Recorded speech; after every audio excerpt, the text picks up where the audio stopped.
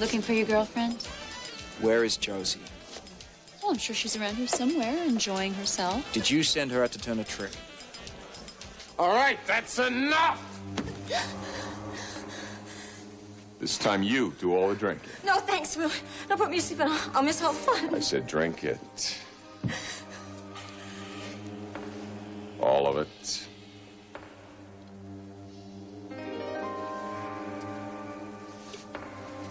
Ooh, that's a good little girl. Okay, now, I want you to do something for me. You know what it is?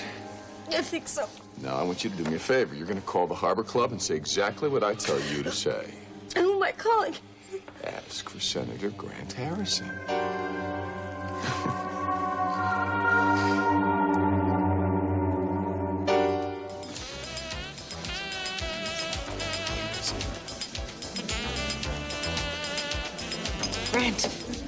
Grant. Have some champagne. Haven't you had enough for both of us? At least I'm having a good time. Why are you drinking so much tonight, Amanda? Beats staring at Vicky.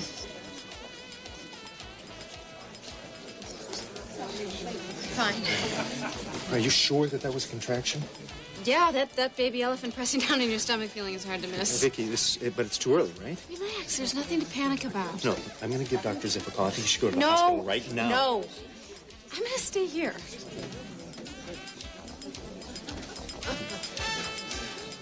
You want me to choose between you and Charlene? Sooner or later, you're going to have to. Kelsey, you are my wife. Kate Baker doesn't even know she's Charlene. Well, if you'd given me 5 more minutes with her, she'd have had a good idea. And God only knows what would have happened. Look, I asked you not to see her. Trying to force her into Charlene was truly unforgivable. Do you realize the damage you could have done? What about the damage that's being done to everyone by letting this drag on? Kate deserves to know the truth. Yes, she does, but not on your timetable. You're dealing with a woman who has a severe psychosis. You could have pushed her right over the edge. No, John, I'm the one that's going over the edge, and you're doing the pushing. All right, come on. Let's just, please, let's just calm down and try to deal with this rationally. Okay. Bottom line, if this marriage has to end, I would rather that it end now. End? What are you talking about, end? Nothing is going to end. I love you. What do I have to do to convince you? You can promise never to see Charlene again. But that's not possible, is it?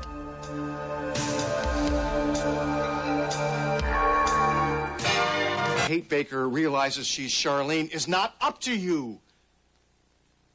No. But you will spend every waking moment of our lives trying to get her to realize that, won't you? I'm sorry. I'm really sorry. I know that I Just haven't been face there it. for you. Just face it. You've already given up on us. No, come on, Kelsey, that is not true. You know in your heart that you belong with Charlene.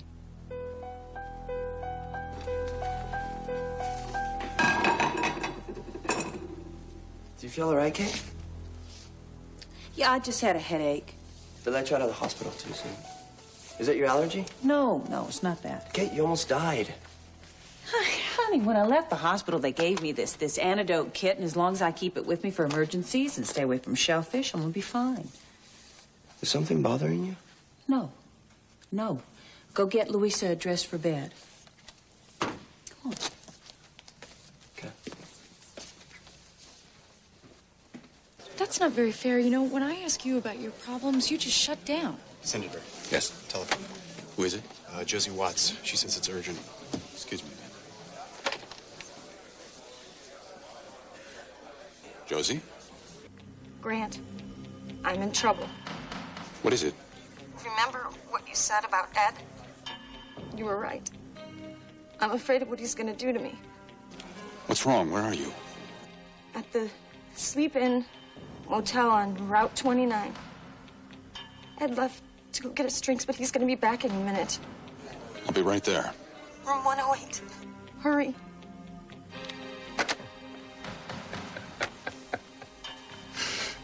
You are quite an actress. And tonight you got a starring role. Now take off all your clothes.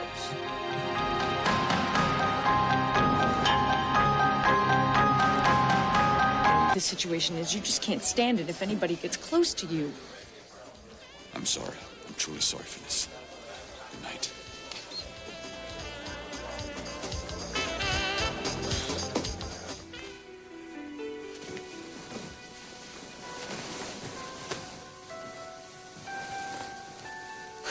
Why? Why did you make me call Grant? And what are you gonna do? You were such a babe in the woods, weren't you? Huh? There you go. Do we have to have sex now? No, not tonight. I got other plans for you tonight. No. Just make yourself Please, no, I have hey, to hey, go. don't worry. You're not going to feel a I have to thing. go. Take it easy. Easy, easy, Please. easy, easy. No. Please.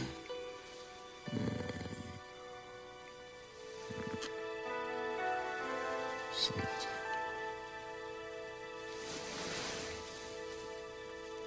Pretty's a picture. Okay.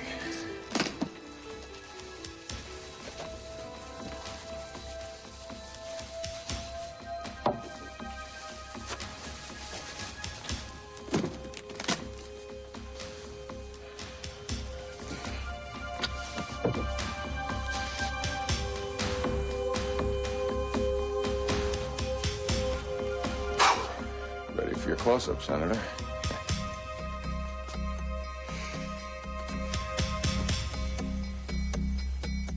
Oh, this is complicated. There are a lot of tough questions to be answered, but none of this changes the way I feel about you. Don't you see that it changes everything? Kelsey, I am not giving up on us. You have no choice. If you think about it, it's all pretty inevitable. Oh, come on, you're talking like this is out of our hands. Well, at this point, I think that it is. Well, I don't believe that. I don't believe that our futures are predestined. We have choice. And you chose Charlene long before you chose me. You never would have fallen in love with me, John, if you knew she was still alive. But I did fall in love with you, sweetheart. I am in love with you. I know. And that's what makes what I have to tell you so difficult. What? I can't stay here. I have to leave. I'm moving out, John.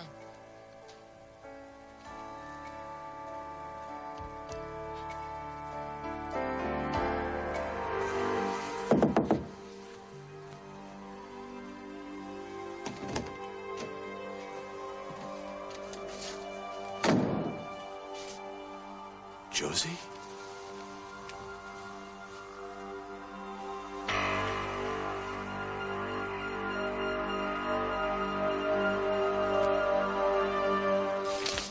Hey, Ian, I checked the bathroom. Josie's not in there.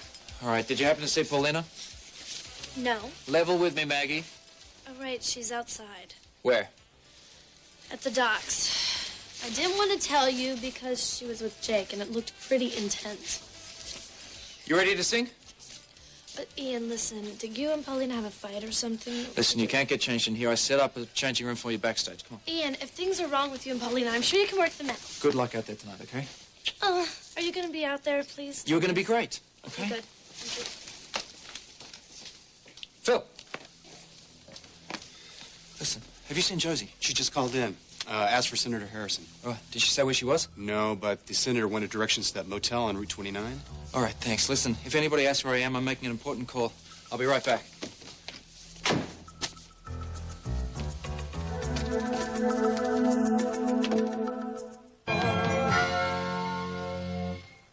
Josie? Josie, all right? Come on, let's get you out of here.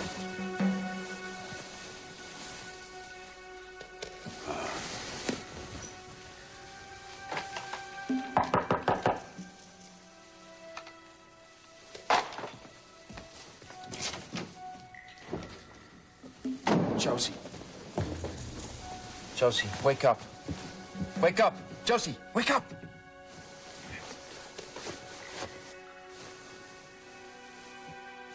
What? It's all right. It's okay. It's all right. Oh, my God. Oh, my God. Must have been the brandy. How did you get here? We gotta get out of here. Get my clothes, get my clothes. We gotta get out of here before he gets back. Who? Ed McLean, the party chairman. Amanda, where's Grant? That's none of your business. Well, I just couldn't help but noticing you two were fighting before. I wondered what you were fighting about. Do you mind?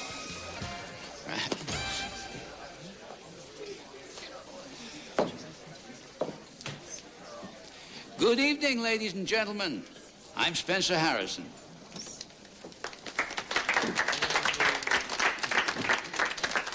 Now, welcome to opening night. Are you ready to see me bomb on the biggest night of my life? Is this what you're looking for? The Harbor.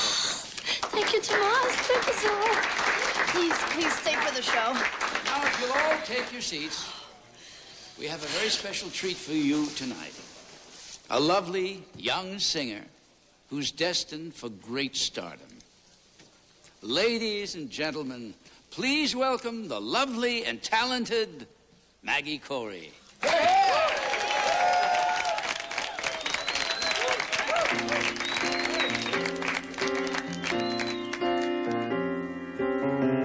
Sooner or later you're gonna be mine. Sooner or later you're gonna be fine.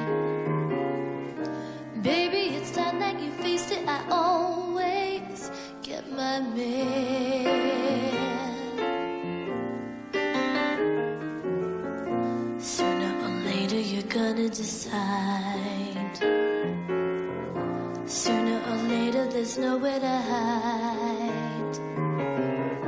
Baby, it's time, so I waste it in chatter. Let's settle the matter.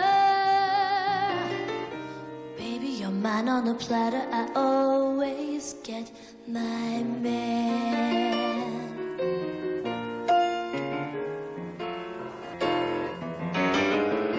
I'm gonna love you like nothing you've known. I'm gonna love you when you're all alone. Sooner is better than later, but lover, I'll hover, I'll plan. This time I'm not only getting, I'm holding my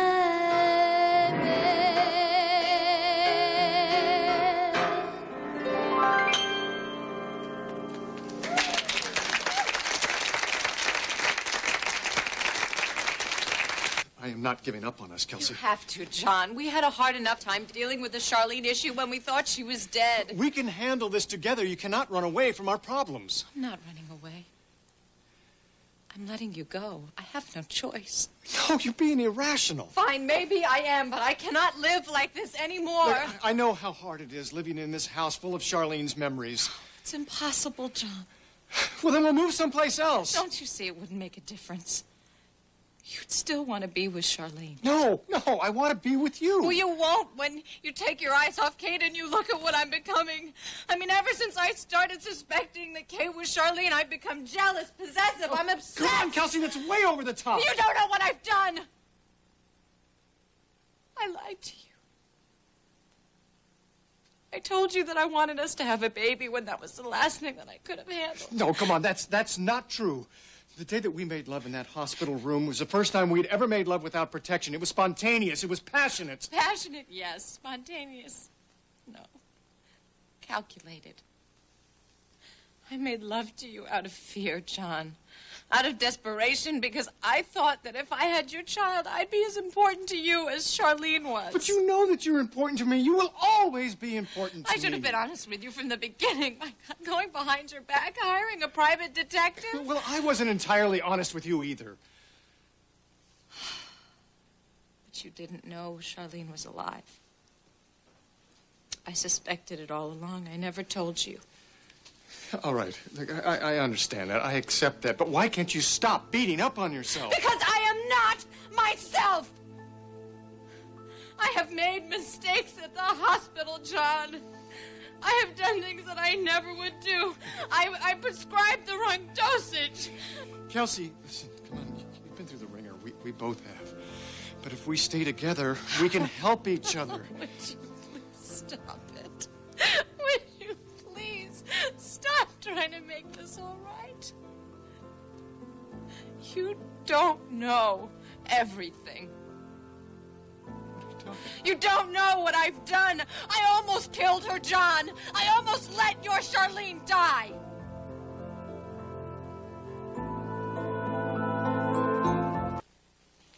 The day that Kate was here. The day that she had the allergic reaction to the shellfish. You saved her life. No. No, as soon as I saw the symptoms, the facial swelling, the shortness of breath, I knew that it was anaphylactic shock, and I knew she would die in a few minutes if she didn't get adrenaline. And you rushed her to the hospital. No. For the first few minutes, I did nothing. I stood there, John, watching her die, and I thought, if I pretend that I don't see her, then Charlene will finally be dead, and no one will ever know. No, you don't mean that. No, those were my exact thoughts, John. Kelsey, you wouldn't do that. Do you know what it's like to see that side of myself? I was terrified. Kelsey, you're a doctor. Your first impulse is to save lives. Then thank God my medical training kicked in. When I ran to get the anaphylactic kit and the cartridge was empty, I was so afraid that I wouldn't get her to the hospital in time, that those precious moments that I wasted would cost Kate her life. But that didn't happen. It was too close. I don't deserve to be married to you, Joe. Oh, come on. Stop it, Kelsey. No, Josie said that you and Charlene, that you always put other people first. My first instinct was to think of myself. You were confused. You weren't thinking straight, that's all. This whole Charlene business is turning me into someone that I don't want to be, someone that I don't know. Listen to me. Kelsey, one moment of bad judgment based on emotional stress does not make you a bad person. There are things that I did in Vietnam that I'm horribly ashamed about. Things that colored my life for years. And who helped you get your self-respect back? If I stay here, John, I will lose what little self-respect I have left. You just need some time to think this through, that's all. After what I just told you, you should be relieved that I'm going. Oh, come on, how can you say that? How can you discount what we have? If I asked you to come with me, would you go?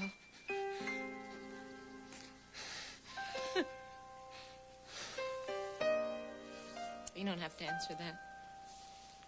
Proves my point, though, doesn't it? I mean, you belong here. This is your home. Gregory's here, your mother, your friends, your work. And now Charlene. Kelsey. You belong here, John. I don't. Don't do this. I have to pack now. I'm leaving tonight.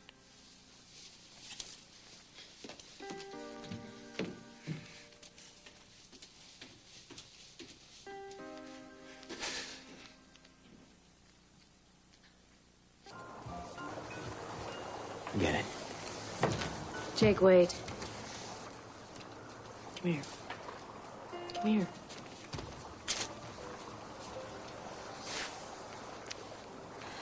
I'm glad you were here tonight.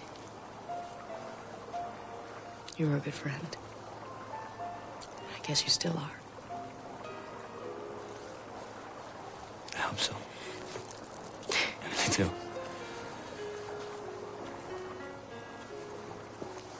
Look, it's chilly in here, out here. You want to go back inside? No, I think I want to go home. You want me to take you? No, you don't have to do that. I want to.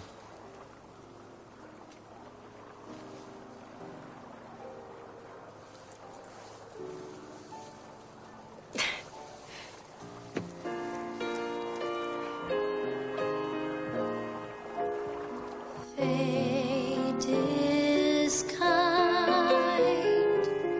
She brings to those who love the sweet fulfillment of their secret longing.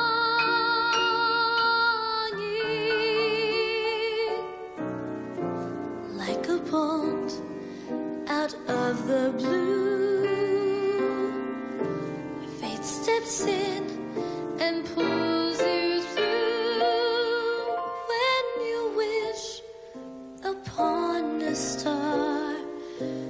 the dreams come true.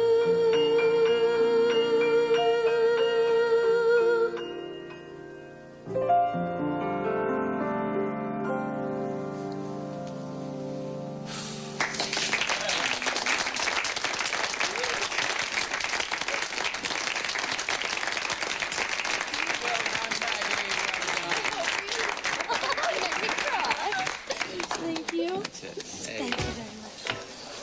So, thank you for bringing my sheet music. Oh, no big deal. What did you think? It was okay. That's all? Well, a couple of times you sounded kind of flat. I did not. And that dress, I mean, it's kind of tacky. Do you know how much this costs? It makes you look kind of blubbered out. Blubbered out? Well, I don't even care about your opinion. You know what? I'm so... Hey. April Fools. I'm gonna kill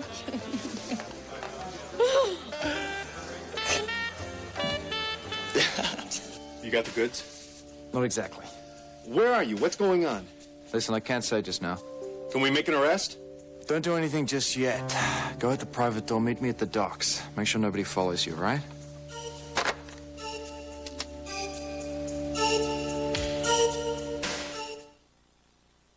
When the hell did you go, Rain? There was an emergency. Was it Josie? I'm not stupid, Rain. First Josie disappears and then you disappear. I am so close to getting the evidence we need to nail Bonnie. How? Do you have her statement on tape? I almost had it. I almost had the whole thing, but Paulina walked in right in Almost the middle is of... not going to cut it. Now, where did you go? Josie's life was in danger. Look, if Josie is a prostitute, then she has put her own life at risk. You can't be some damn personal bodyguard for her. Josie could lead us to the evidence we need to nail Bonnie and Ed McLean. Fine, then let's go. No, I don't want her name involved in this. I will am handle the it. one who is in charge here, I don't Rain, want her not hurt you. again. I don't want her hurt either. But the only way that I can help her is if she comes forward and makes a statement. Okay, I'll tell you what happened. It's about your brother.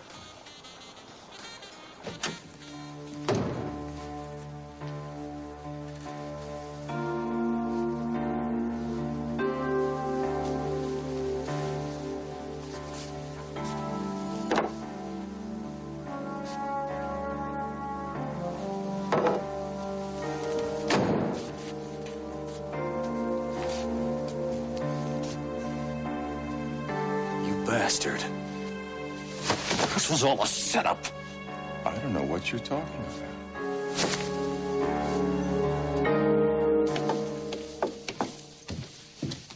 I gave Gregory a kiss goodbye. Lucky for me, he didn't wake up. I wouldn't want to explain this to him. Well, you can't explain it because it doesn't make any sense. I've decided to go to my mother's. Kelsey, you don't even speak to your mother.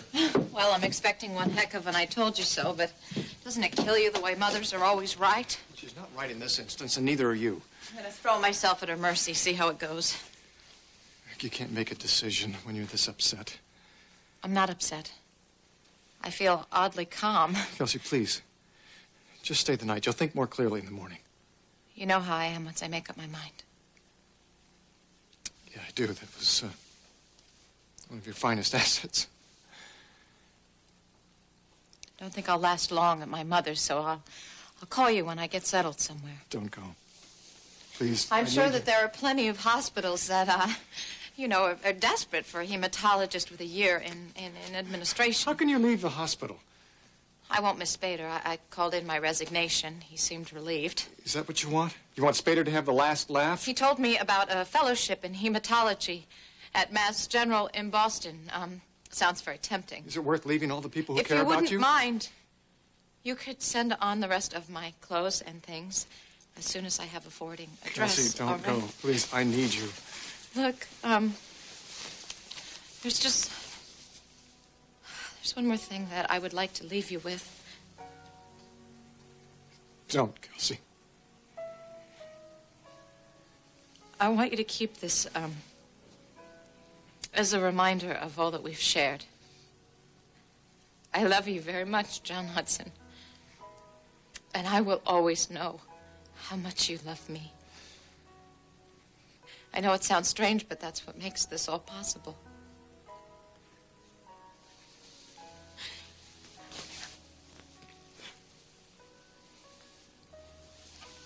Bye, Kelsey, don't. Don't go.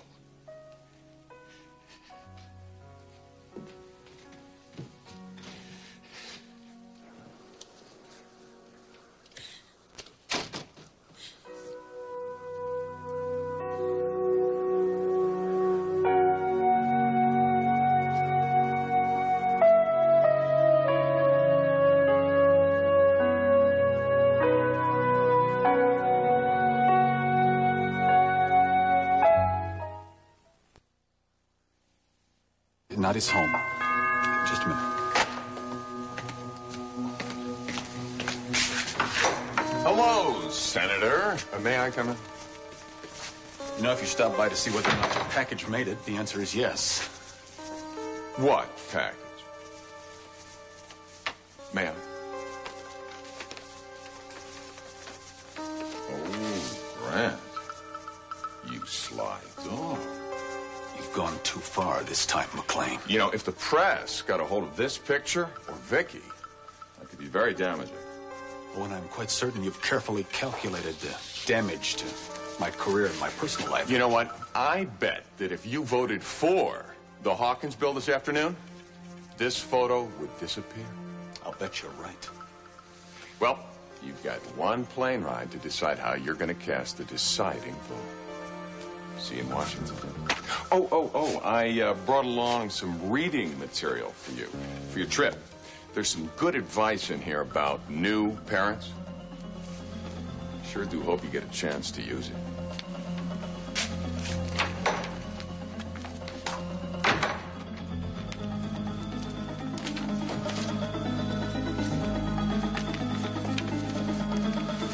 Damn you!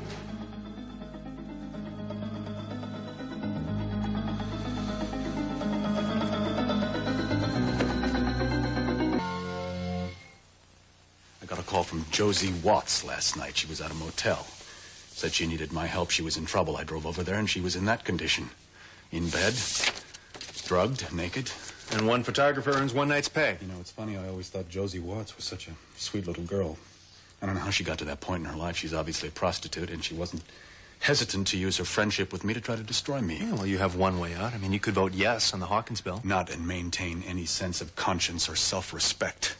That bill has serious anti-environmental repercussions. I don't want it. My constituents don't want it. I have to vote no, despite the consequences. I.e. your career. Ryan, my career means nothing compared to the opportunity to raise my own child. So why are you really here, Grant? The gun is over my head, Ryan. I have no proof. I have no alibi. I just have the truth. You arrest Bonnie and Ed before this afternoon's vote, I have my life. And if I don't? Then those photos get sent to the press, and my career is over. And in all likelihood, you and Victoria will raise my child. Don't worry, Grant. You're not going to lose your chance at custody. What are you saying? Are you saying you believe I was set up? Better. I know you were. I have a witness who will vindicate you. You found someone? Who? I can't tell you right now, but this person can place Ed at the scene and also implicate Bonnie, and when that happens, they'll have to testify that you were lured to the motel.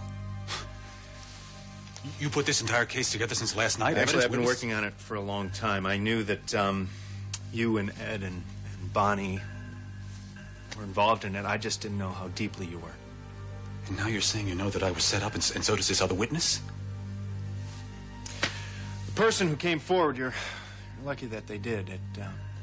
Ed and Bonnie left a long trail of evidence linking you to Josie in the motel. It would have made life very difficult for you. Well, Ryan, this other witness had to know that Ed and Bonnie had a plan. Who was it? Somebody undercover? Who was I can't Josie? mention any names right now, but once this person testifies, then I'll be able to arrest Ed and Bonnie. Well, there's not much time. The vote is this afternoon. Well, then you can vote with your conscience. They'll be arrested by then. Congratulations, Senator. You just escaped your first blackmail attempt. I don't know what to say, Ryan. Don't say anything. Just relax. You've got a long day ahead of you still. I know how difficult this must be for you, given how much there is at stake.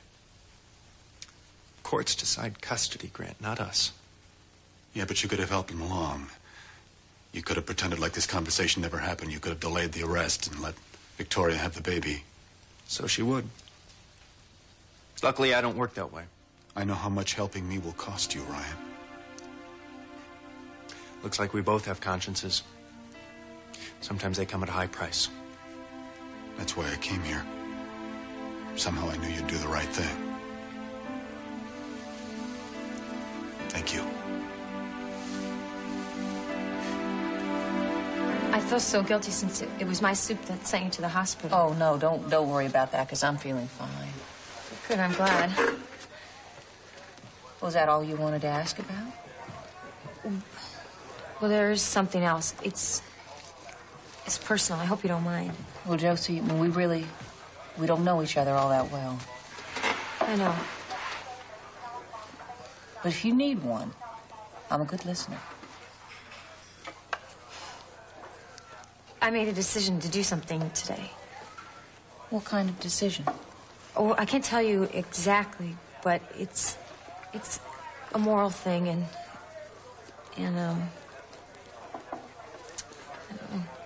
well, I know it's the right thing to do. Well, good for you. I didn't know that they're just going to think so little of me. Only if you think that little of yourself. You want my opinion?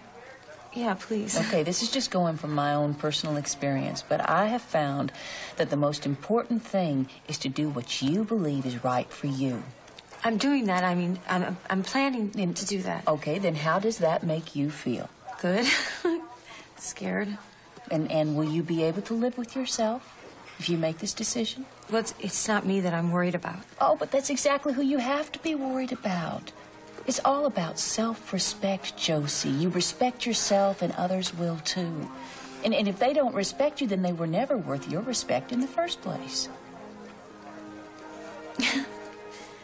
Thank you. So, do you feel better? Yeah. Oh, no. I feel like I can face things a lot better now. Good.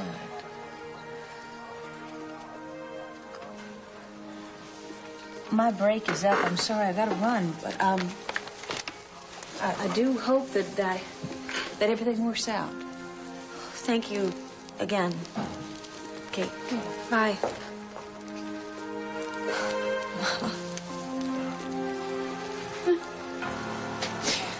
That was so sweet.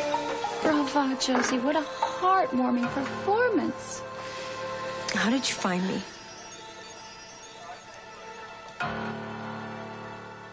Must be so nice to have someone you can confide in again, especially someone that reminds you of your mother.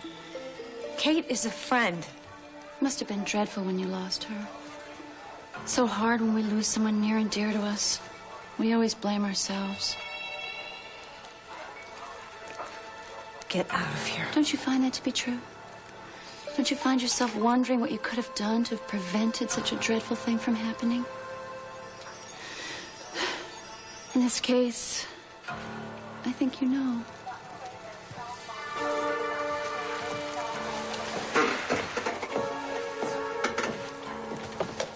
Hey, Dad. Grant, I know you're in trouble. Let me help. Don't worry, Dad. I'm fine. Whatever's wrong, son, don't destroy your career. Dad. You've worked too hard to Dad. throw it away on one vote. I've got it under control. Don't worry.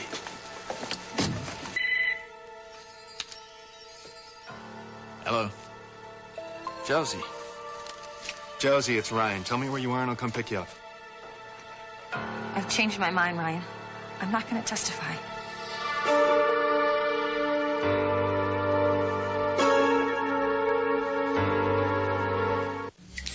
Because I want to share one of the most significant moments of my life with you. Come on, what do you say?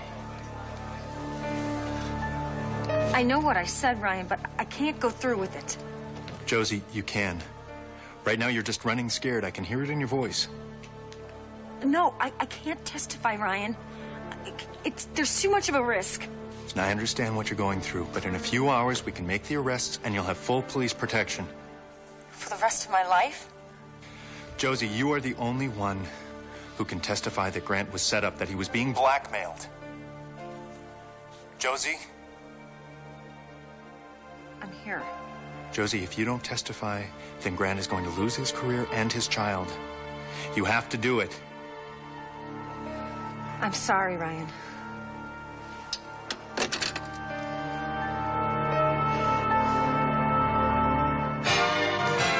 I gotta get out of here. Oh, listen, one more thing. I do not want Vicky to know where I'm going or why. The last thing I need on my hands is to have her involved with anything that has anything to do with Grant. Are we clear? Clear. All right, go find Josie, see if you can get her to start talking. You're on. Let's get out of here. Josie, honey. Hey, you all right? Yeah, I guess I am. What we talked about before, that decision you had to make. Did you do the right thing? I tried, but sometimes it costs too much. Sweetie, I'm sorry to see you hurting so much. Hey, no one really knows what it's like to be in our sneakers, do they? You couldn't pay someone enough to be in mine, I know that much. Oh, come on, no. You're too young to be so discouraged. You've got your whole life for things to shape up. Yeah, I keep trying to make things better, but it just seems to always backfire in my face. Yeah. Well, it gets lonely fighting those private battles, doesn't it? Sometimes I wonder if it's worth it. It is. The only time you've really lost is if you've given up. And, you know, sometimes if we can tell someone what's weighing us down, it can make the load a little easier to carry. Not this time. Thanks for caring, Kate.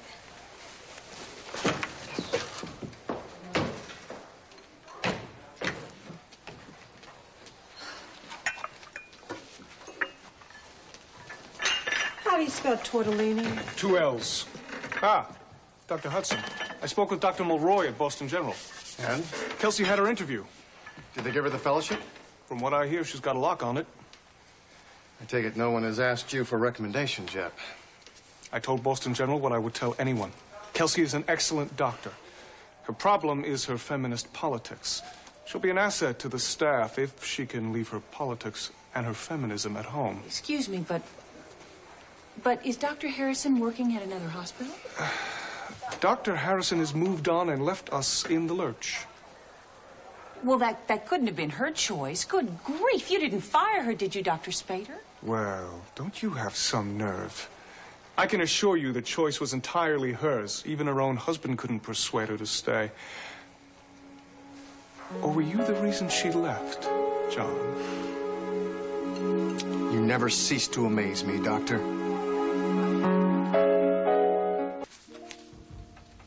I've obviously hit a nerve. I apologize. You can't seem to open your mouth without being insulting, can you? What are you looking at? Get back to work. Well, you should be very proud. At least half your goal has been met. Which goal is that? Kelsey's gone. Now you've only to get rid of me. Because we've had some differences of opinion? You've become paranoid since your wife left you, John. I can see where this conversation's going. Kelsey's departure was abrupt and unprofessional, but I do not hold you accountable. Kelsey was the best assistant you've ever had, and you've never appreciated her. You'd be damn lucky to get her back. Me? Or you? I think we're done. Not yet. I want you to make a temporary schedule covering Dr. Harrison's shifts. For how long? Until I can find a suitable replacement. In my office. Please. I don't believe this. Did you hear that? Did you know that Kelsey had left John? I heard some rumors that she left, but I thought it was just a rumor. Anybody say why? Never mind, I already know why. Have you seen Josie Watts? Who wants to know? Oh, gee. I do. Why, is something wrong? You know, I'm sorry. I didn't mean to give you the third degree. I didn't know you knew Josie. Well, she works for me at the Harbor Club. Well, then you might consider giving her a break. That poor kid is a wreck. I'm well aware of that. Well, it seems to me that someone ought to take the pressure off her. I've already seen one boss throwing his weight I'm around not trying today. to put any pressure on her. I'm trying to help her. Well, yeah, well, what kind of place is this club? I mean, you aren't dodging the police, are you? No, listen, Josie is in trouble, and I can help her, but I need to know where she is. I called the farm, and I couldn't get onto her. Nobody was there. Well, did you check the barn? No, it didn't check the barn. Well, go if it's important. All right, okay, thank you.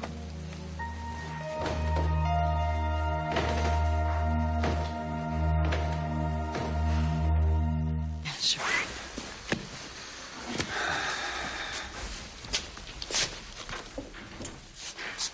Amanda! What delightful surprise. But then I guess you and Grant are spending more and more time together these days.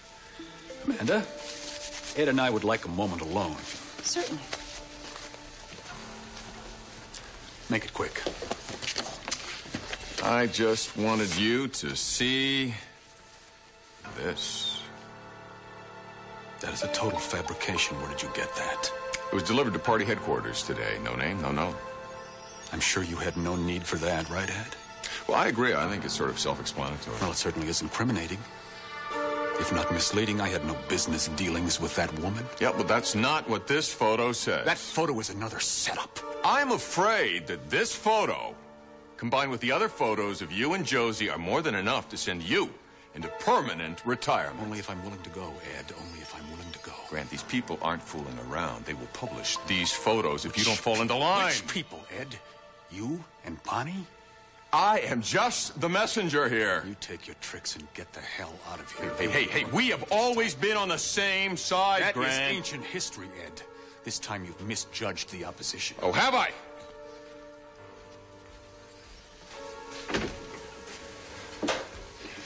You are gonna regret this. I don't think so, Ed. You see, you're not the only one with witnesses. I'm clear. What does that mean? Think about it.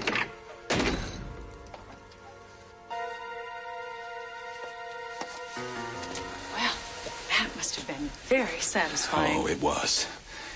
Because Ryan has come through. And I am holding a very big ace.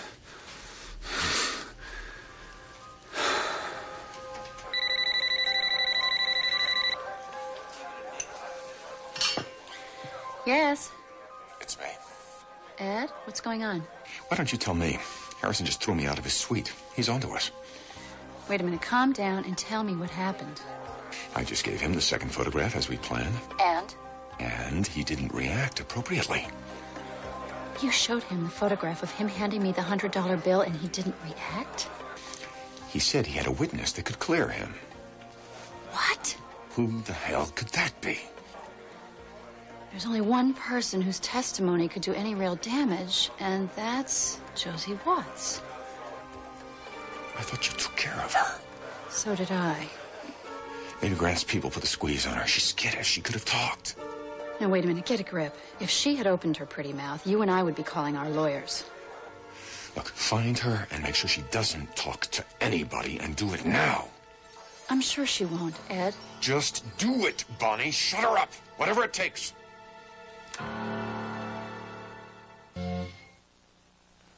Look, I'll admit that seeing you did shake up Kelsey a little bit, but that is our problem, not yours. But for her to just pick up and leave her job and leave town, it's so drastic. I think she just wanted to give me a chance to deal with all the things that came to the surface. Then she should stay here by your side while you do. Excuse me, but you love each other. Can't you help each other? It's complicated. Can I do something? No, thank you. Thank you very much. Maybe I should be the one to leave. No. Why not? The kids and I have only been here a few months. This is your home. We can pick up and leave. We almost did before. You cannot upset your life just because mine happens to be in chaos. But if I did leave, it might smooth out and Kelsey might come back to you. No, I don't want you to leave. I don't want you to go. Why not? Why do you care what I do? Well, you're trying to create a home for Luisa and Tomas. I don't want to interfere with that. Look, Kelsey and you helped us, and all I'd like to do is return the favor. Kelsey left because of me, not you. If we hadn't had problems, she never would have left.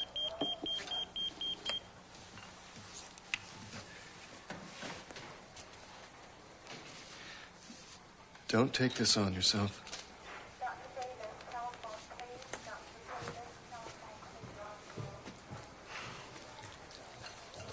What is it?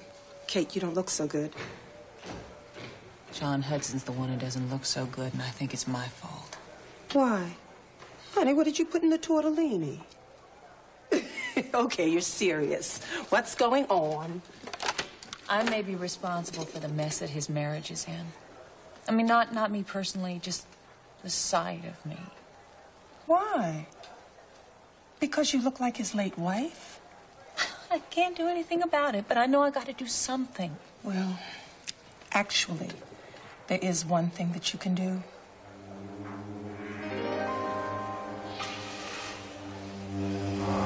It's so hard to lose someone near and dear to you. You always blame yourself.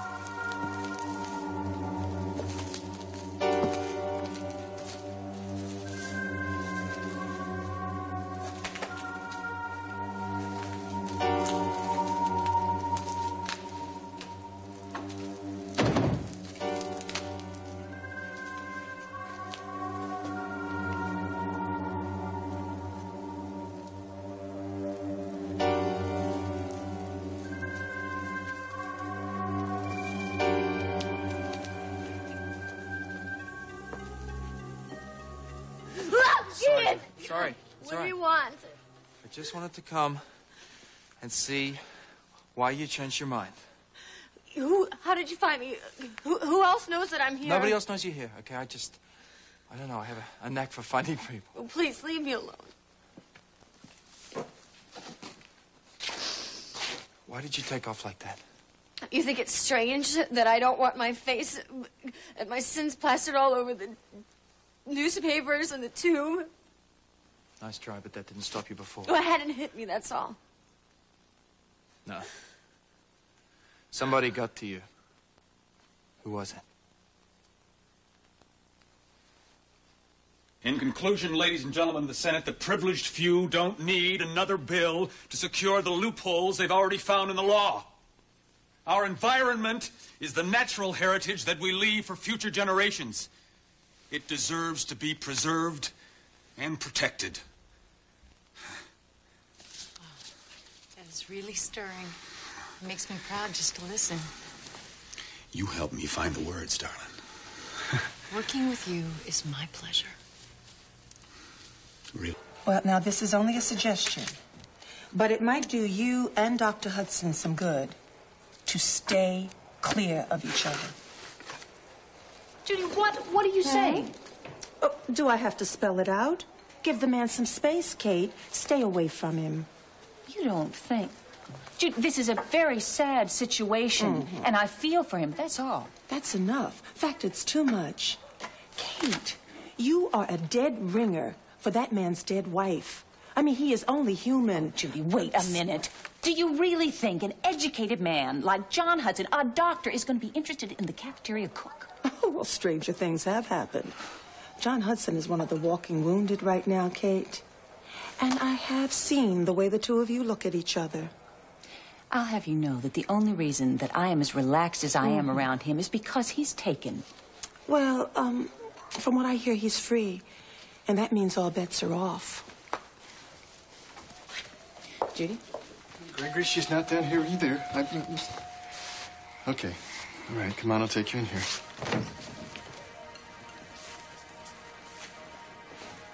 See? There's no Kelsey. I'm sorry, pal. I really am. I can't testify because I can't stand talking about how I sold myself. Satisfied? No. Ian, this is useless. Listen, what is the problem? Are you worried that they are going to hurt you if you don't play their game? I knew they would. When Ed McLean took me into that motel room and made me drink that stuff, I thought it was probably drugged. But you know what? I almost didn't care if they killed me then and there. You can't let them do this. You can't let them make you feel worthless. You can't let them win. Dead wrong, Grant. Now, I had a bona fide witness until a few hours ago. Someone got to her and spooked her before she could come forward and make a statement. And why was that, Ryan? Huh? Why wasn't this signed, sealed, and delivered? Because I had to put the gloves on with her. Not even her family knew what she was involved with, Grant. Listen to you, still talking like a noble policeman.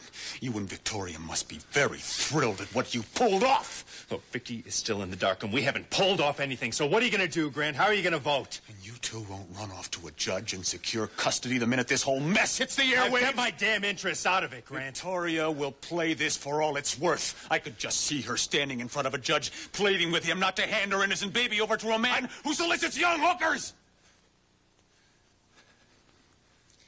I've done everything that I can, Grant. No matter how you feel about me.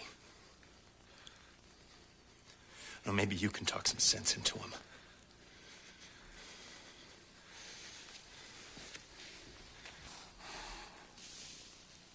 You are going to be scared as long as you try to handle this alone. I have to. Why? Because there are other people involved. What other people? More of Bonnie's girls? No, you think I'd bother for them? Then who, Josie? Who are you protecting? Anyone I love.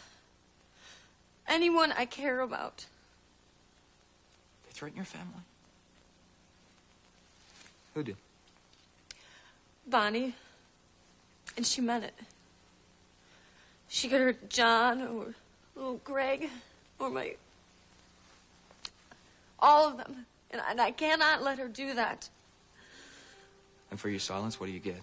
They'll be safe. For how long? For good, because I'm getting out. No, you're not getting out. You're getting in deeper. So deep, nobody will be able to help you. I know what I'm doing. You know what you're doing? You're giving them the license to abuse you. To use you. And to hurt you whenever they want to.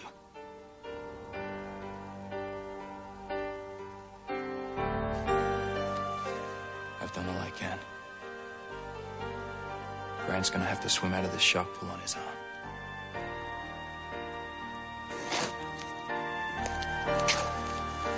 Ian. Wait, don't go yet.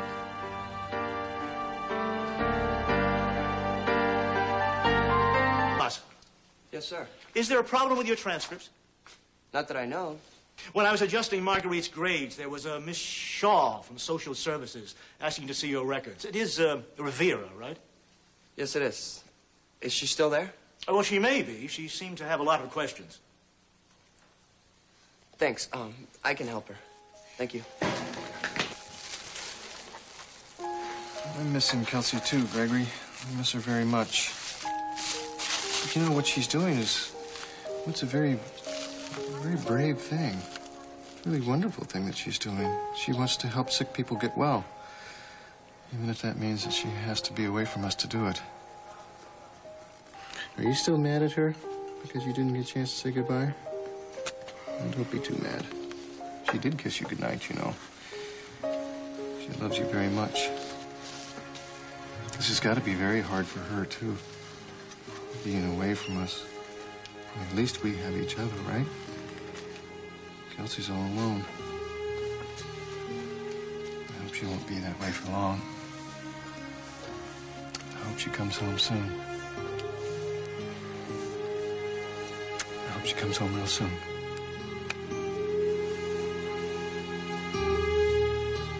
Do you have anything yet? Well, damn it, get something. And call me when you got it.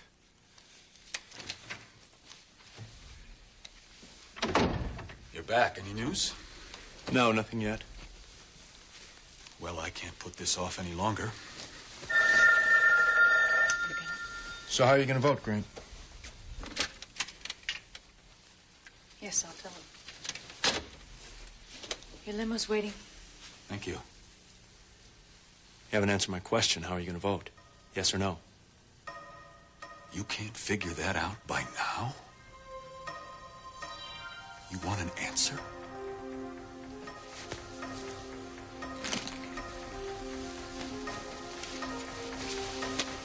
I suggest you watch the evening news, Ryan. I'll be the lead story. Shall we? I haven't been fair to you, Ian. I'm sorry. Forget about me. Think about yourself. You kept your word. You were kind to me, and I'm grateful. But there's nothing more that you can do. That is not true. I can help you if you want me to. How? They don't care who they hurt. You could be next. They're not after me. Or you. They're after Grant. And you're the one who compromised him. I didn't mean to. But you have to set it right. If we go to police headquarters, we can stop this blackmailing operation before anybody else gets destroyed. I'm scared, Ian. What if they send me to prison? Ryan wouldn't let that happen. But it could. You're walking a fine line. Whatever your choice is, you're the person who has to get up every day and look at yourself in the mirror for the rest of your life. I want to trust you.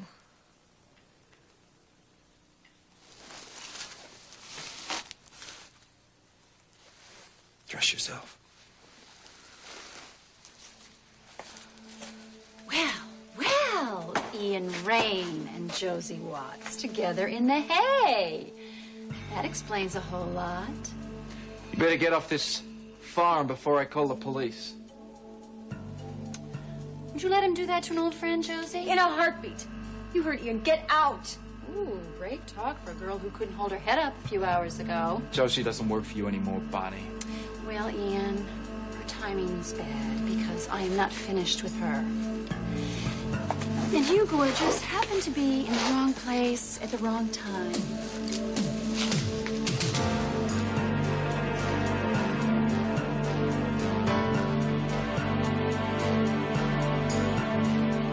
Miss Piggy, you ready to go take a nap? Huh? I love you, you know that? I love you. Hey. Hi. You all give me a second. I'll get some dinner going. You, Maggie.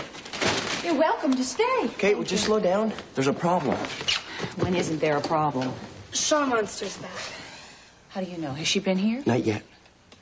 But Maggie's trick teacher said there was a social worker at school asking to see my records.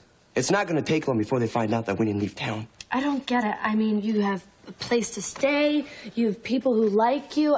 Why doesn't Shaw go after some needy people to help instead of bugging you guys? You know, I need to think. There's nothing to think about, Kate. Call John Hudson. No, that's not a good idea. What are you talking about?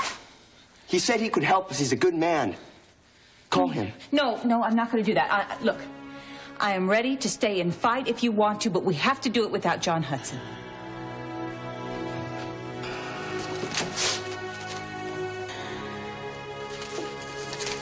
I heard a rumor about Kelsey. Oh, it's true. She's gone. Oh, John. I just got finished telling Gregory. Broke his heart. And mine, too. Do you think she'll come back? I'm going to Boston to tell her how much I need her. How much we all need her. She has to come back. Good day for a hanging. Care to watch? I want to be with you. Oh, Ryan, by the way, if your so-called witness does finally show up, I'll be on the Senate floor. Look, Grant, Am I too late? Vicky, what in the hell are you doing here? Too late? Did you ask her to come, Ryan? This is low even by your standards, Victoria. My career is about ready to go up in flames, and you just can't wait to get yourself a ringside seat.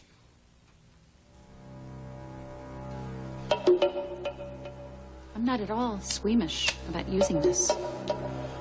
You wouldn't want to get blood all over that beautiful red jacket of yours now, would you? I have a very discreet cleaner. He's a real miracle worker.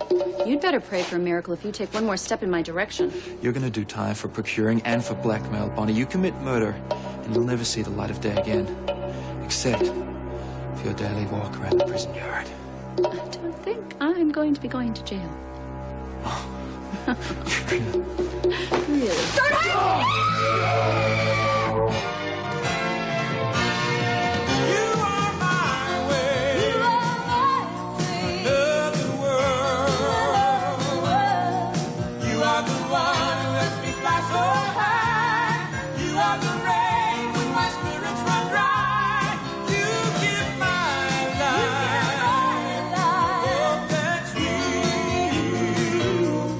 When I'm with you, you take me away.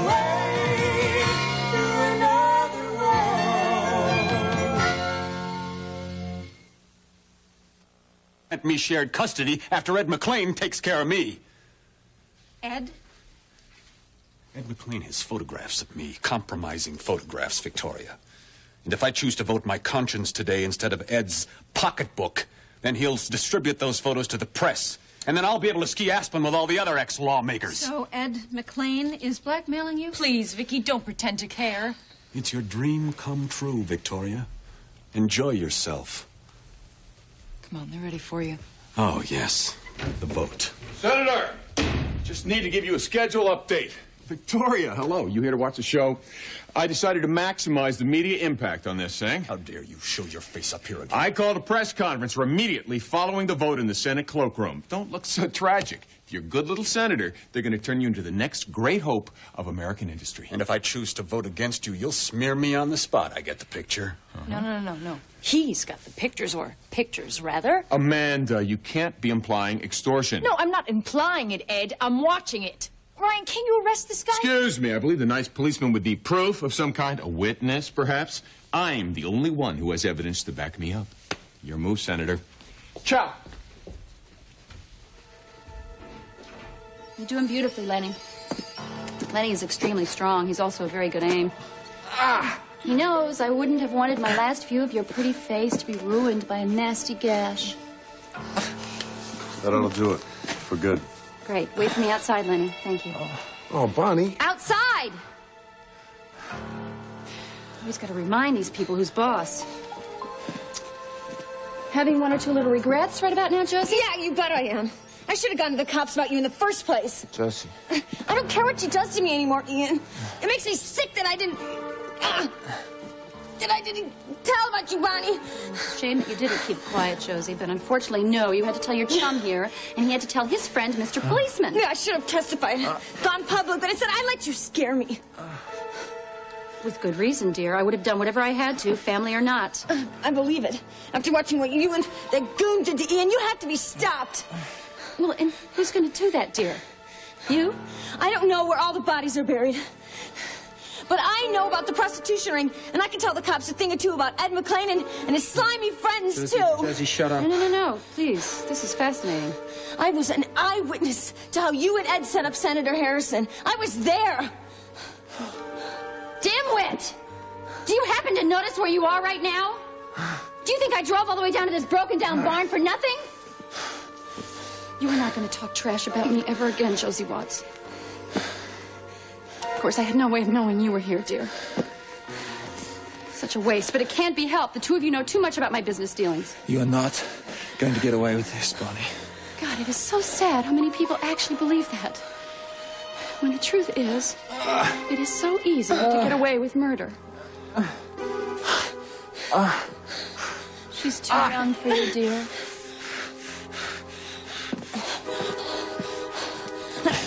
Why did I shoot my mouth up? I don't think you changed the game plan. I just hate her so much. I can't keep it in anymore.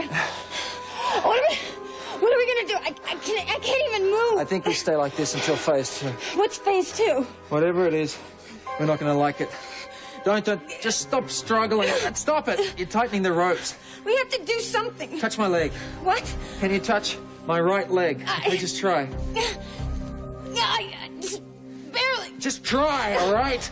Just further down if you can. It's our only chance.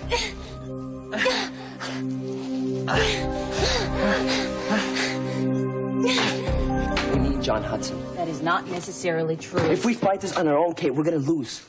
Besides, he offered to help any time he said. Yes, he did, but he's got his own life to think about. What if Shaw pulls Tomas out of school? Maggie. I mean, you want him to go to a good college, don't you? Shaw could zap your future forever. John Hudson is not the only respectable person in Bay City. Now, what about this lawyer friend of yours? Cass? Yeah, I mean, I'm sure Cass would try to help, but he doesn't know you. Everyone admires John.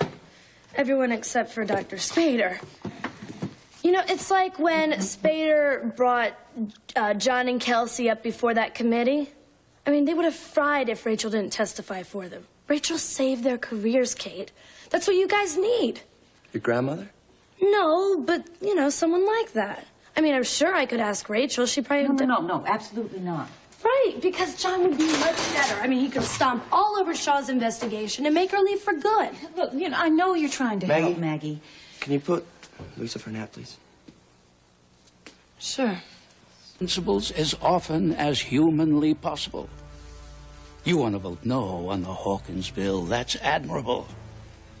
But you have to pick your battle, son, or you won't be around to continue the fight. It's the most important lesson that Washington can teach you. Let this one go, son. And then as quickly as we can, we'll move to get rid of McLean and his ilk permanently. How can I let him win? Oh, son.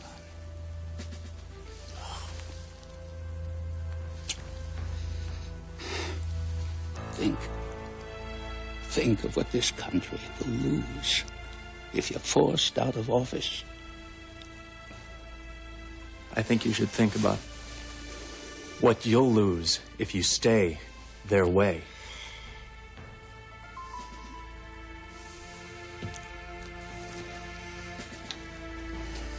Sorry I couldn't come through for you.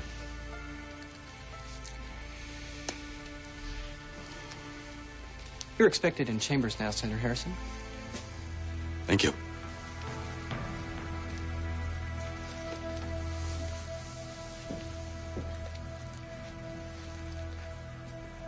I'm not sure I can give all this up.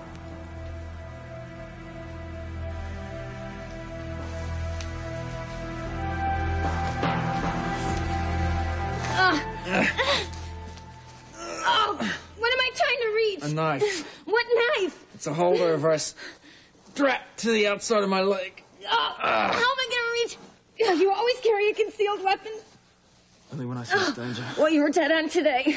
Just keep trying. Oh, I can't.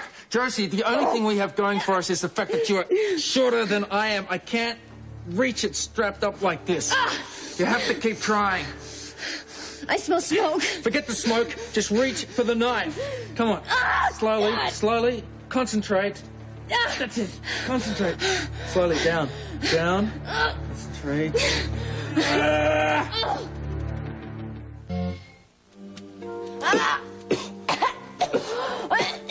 Am I close? A little further. Come on.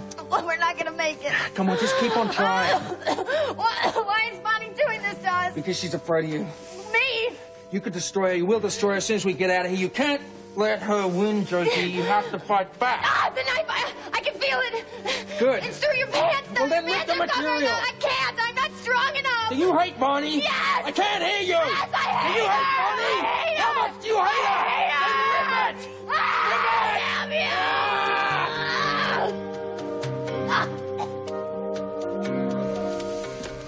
Ryan, has there been any word from Josie? What is he going to do? I have no idea. Do you mind if I turn this on?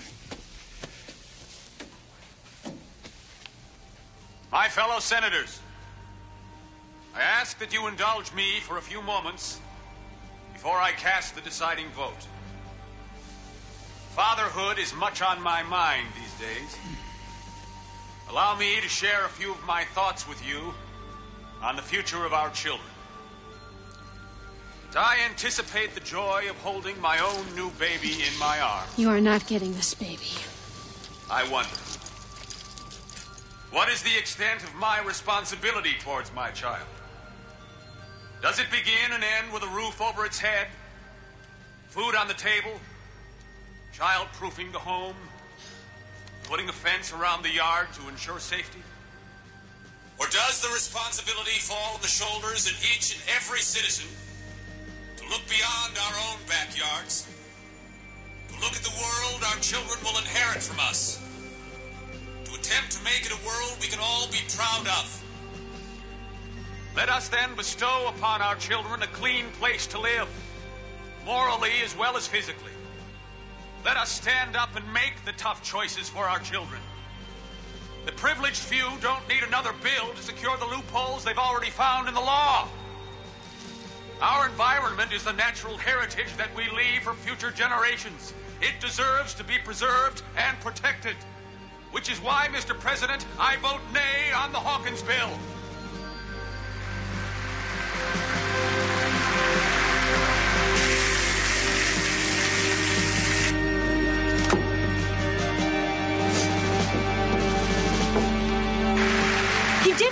Gotta hand it to him. You know something? I do.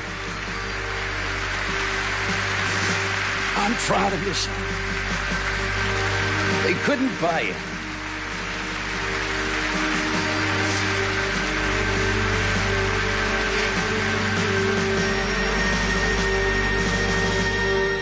Wife knew her own name.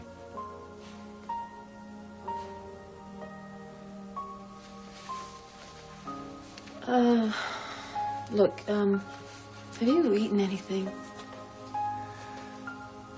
Yeah, that's what I figured. Your blood sugar is low. Let me go to the cafeteria. I'll get you a piece of fruit or something. Frankie. Am I gonna lose, Kelsey?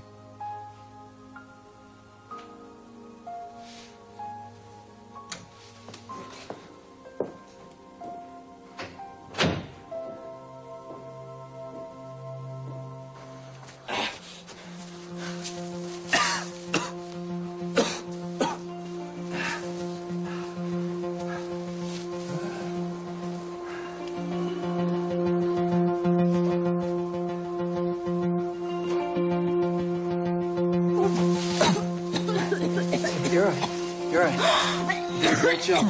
Sorry. Don't be sorry. You're breathing into it. The fire. We have to call the fire department. The barn is so old. If we hurry, we can save it, okay? I'm weak. Listen, you're a powerhouse. All right? You ripped my trousers to shreds. Are you strong enough to nail Bonnie and Ed now? Brian's waiting for our call. Let's do it. Come on. Come on. You were wonderful. Oh. An honest man. Ed's tricks are going to fall on deaf ears after that speech you gave in there. Well, that's not how it works, Amanda, but I appreciate the thought. Ed, I'm sorry. I've never been prouder. I mean that. This next round is going to be ugly. It's going to be the end of a dream, your dream for me. How can I be less of a fighter than my son? I'm not giving up, believe me. Congratulations. On my retirement? No. On having the guts to do it.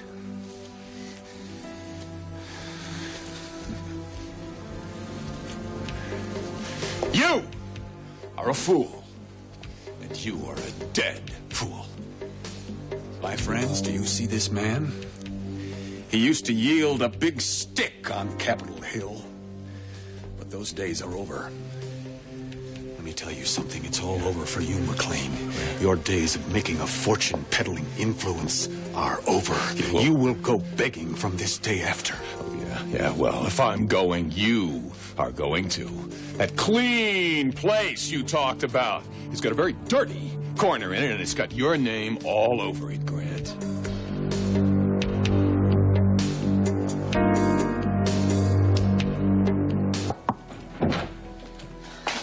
I'm sorry to bother you. I shouldn't be here. No, that's okay. It's all right. What is it? Why I didn't want to have to ask this, but there's no other way. Tomas and Luisa, we need your help.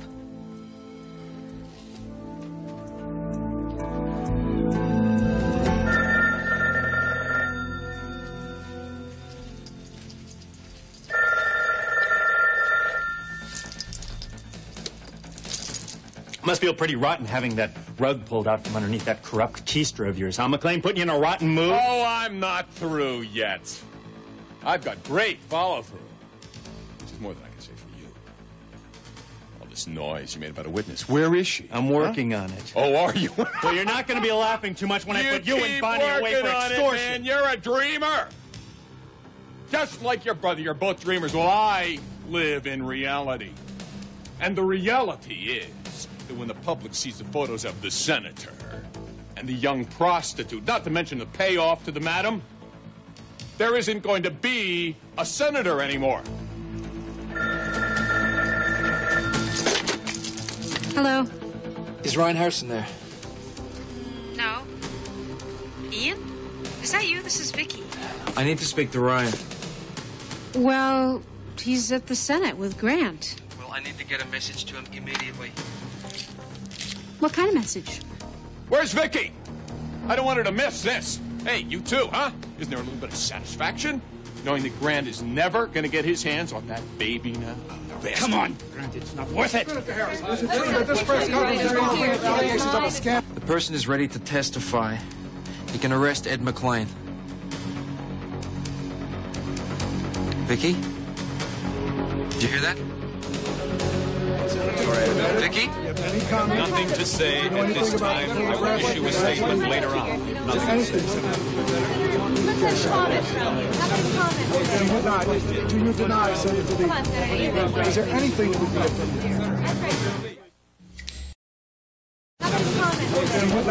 Do you deny, Senator Lee?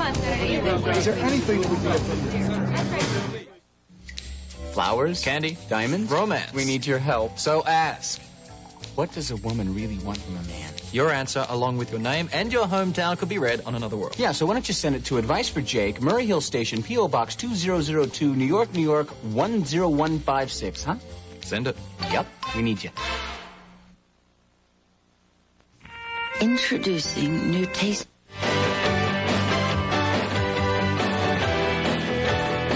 Tomorrow on Another World, Vicky's got the info that could save Grant's career. But will she use it to help him or to hurt him? Find out tomorrow on Another World, only on NBC Daytime. Join financial consultant Doug Mans for the latest in last-minute tax advice. Tax tips for investors. Weekday mornings at 6 on TV4 Eyewitness News Daybreak. Oh, see, there she is right now. No way. Kate would never knock. Who is it? Tomas Rivera, this is Grace Shaw from Social Services. Don't play games with me, young man. I know you're in there. Now, please open this door. That caseworker from Port Jarvis is back in Bay City looking for us. And I know she's not going to give up this time. I'm sure of it.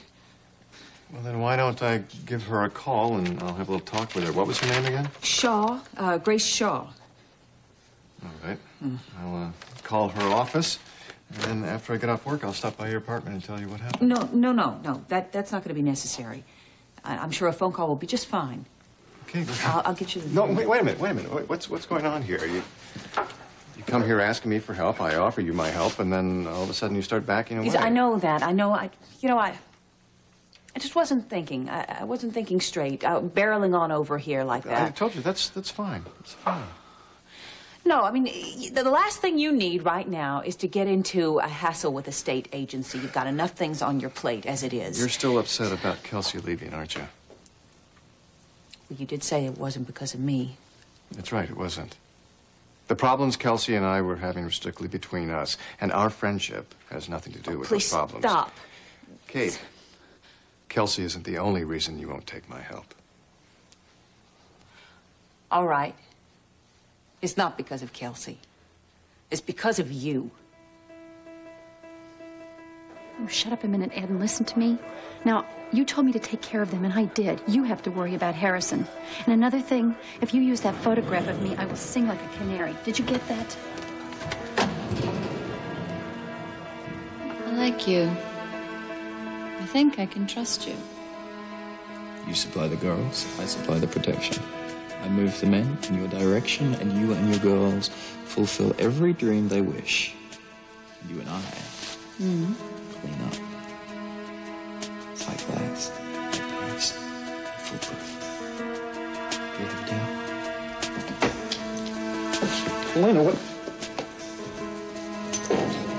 What is going on?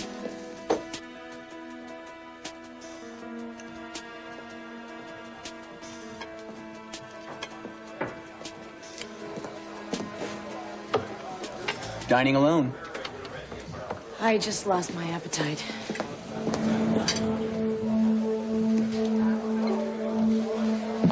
Well, Miss Broderick. Oh, good evening, Captain. If you're looking for a dinner companion, I'm already engaged. You better believe you are, baby. I'm placing you under arrest for the attempted murder of Josie Watts and Ian Ray.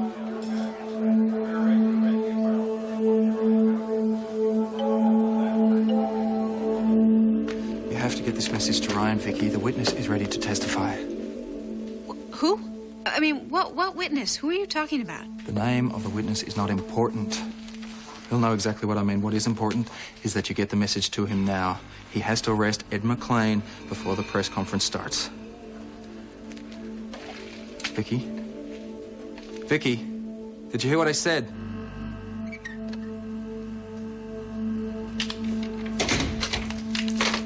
Victoria, Mother? what are you doing here? Well, I might ask you the same question. Well, I'm following a news story. What else? KBAY told me that something very big was going to happen at Ed McClain's press conference today. Are you listening to me? Yes, I am. You're onto something really hot. Yes. Do you know what's going on? Yeah, I think I do. And would you like to share it with me? Grant Harrison is about to hit the skids, and I have a ringside seat. All I have to do is just sit still for about 10 minutes and do absolutely nothing. Don't you just love it? You should have called in by now. Mr. McClain, any comments prior to the press conference? Sorry, Ken. Not on this one. We're going to wait till the wire services get here to start. Are you okay? Fine. I'm fine. Do you really think Ed's gonna go through with this? Of course he will. He can't wait. I'm sorry, Grant. I wish there was something I could do You're for you. here. You're here. That's all that's important.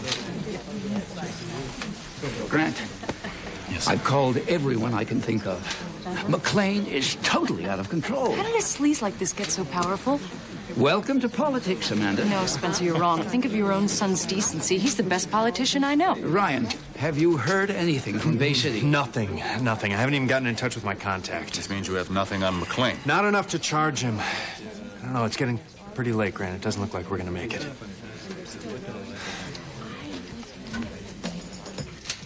What happened to Ian, Billy? Is he all right? Please tell me he's all right. Just take it easy, Paulina. He's fine. No thanks to the Bay City madam here. What did you do to him, you witch? Where is he? Back off, dear. Obviously, from what the captain just said, your boyfriend is fine. This is not doing you any good. Did you hear? Did you hear? Ian, it was almost killed. I know. Can you tell us anything, Billy? Not yet. Why don't you give me a call later? Now, Miss Broderick, you and I are going to take a nice trip down to headquarters. We got a nice, comfortable cell waiting for you. I have a right to an attorney. Oh, I was going to come to that part. You also have the right to remain silent, because anything you say may be used against you in the court of law. Let's go. Hey, whoa, what are you doing?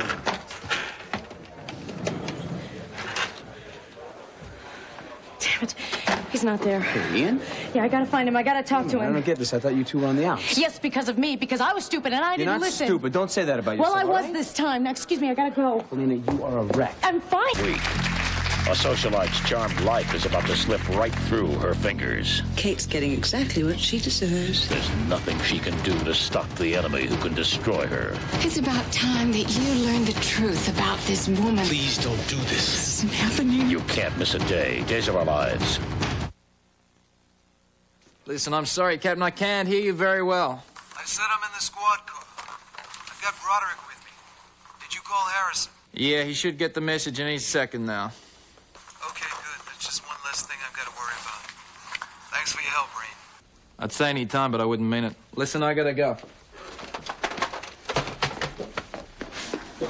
Well, I'm glad the fire wasn't any worse than it was. Tell me about it. Is it out? Is the barn okay? I need some work, but nothing major. You're very lucky. You two sure you're okay? Nothing a little soap and water won't fix. Thanks very much. Yeah, thanks again for everything.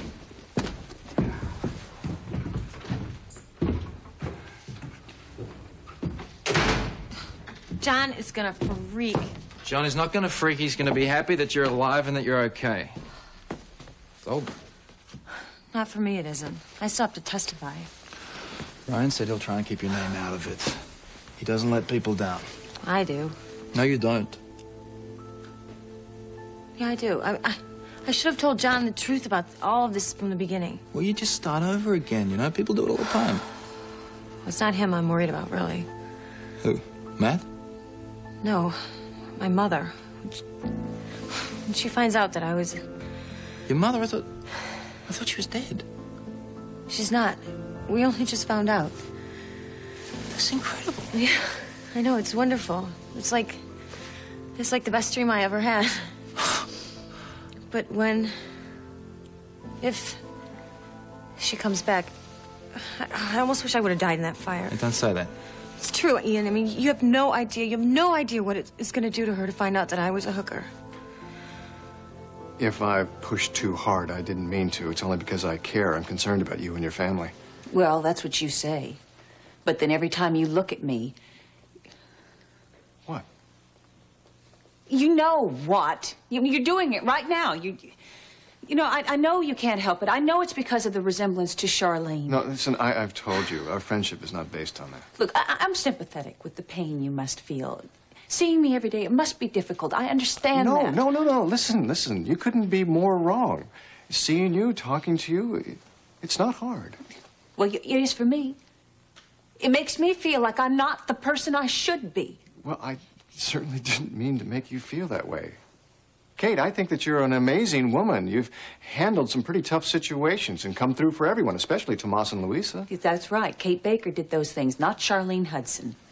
I know. Then treat me like the person I am, not like the person you want me to be. I thought I was. Well, then you're just gonna have to try harder. This is it, McLean. You ready for the fallout? Me? You're the one whose career is about to go down the tubes, Senator. Surprised your father isn't offering to buy me off. That's his modus operandi, isn't it? My father's support never included bribery, but then you wouldn't be able to comprehend that, would you? Now, come on, nobody's ever talked about money here. We were just looking for the right vote, and you didn't deliver. That's right. Money was never the issue. The future of our country and the legacy we leave our children is a far cry from dollars and cents. It's a nice soundbite. Too bad you won't be in office long enough to use it. And speaking of children, I guess you can kiss that one goodbye, too. What about your children, McLean? Did they ever hear their father make a decision based upon conscience? No, I didn't think so. I'm so sorry, son. It's all right. I wish I could have done something for you. We're going to be just fine. Of course we will. Ladies and gentlemen. Look, why don't we just get out of here? Why stand here and listen to this guy's I garbage, couldn't agree Grant? more. No, I've never run from a fight, and I'm not about to start now. There's no news. I can't even get in touch with Billy now. Then prepare yourself, Ryan. It's showtime. Have your attention, please.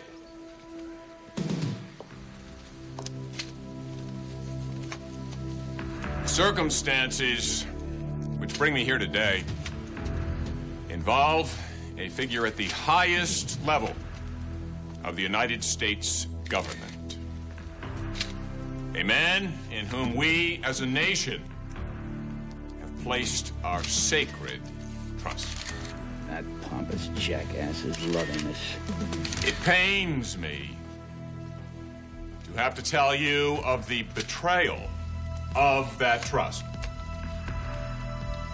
I know that you will be as disappointed as I when you see the evidence of the moral bankruptcy of this elected official.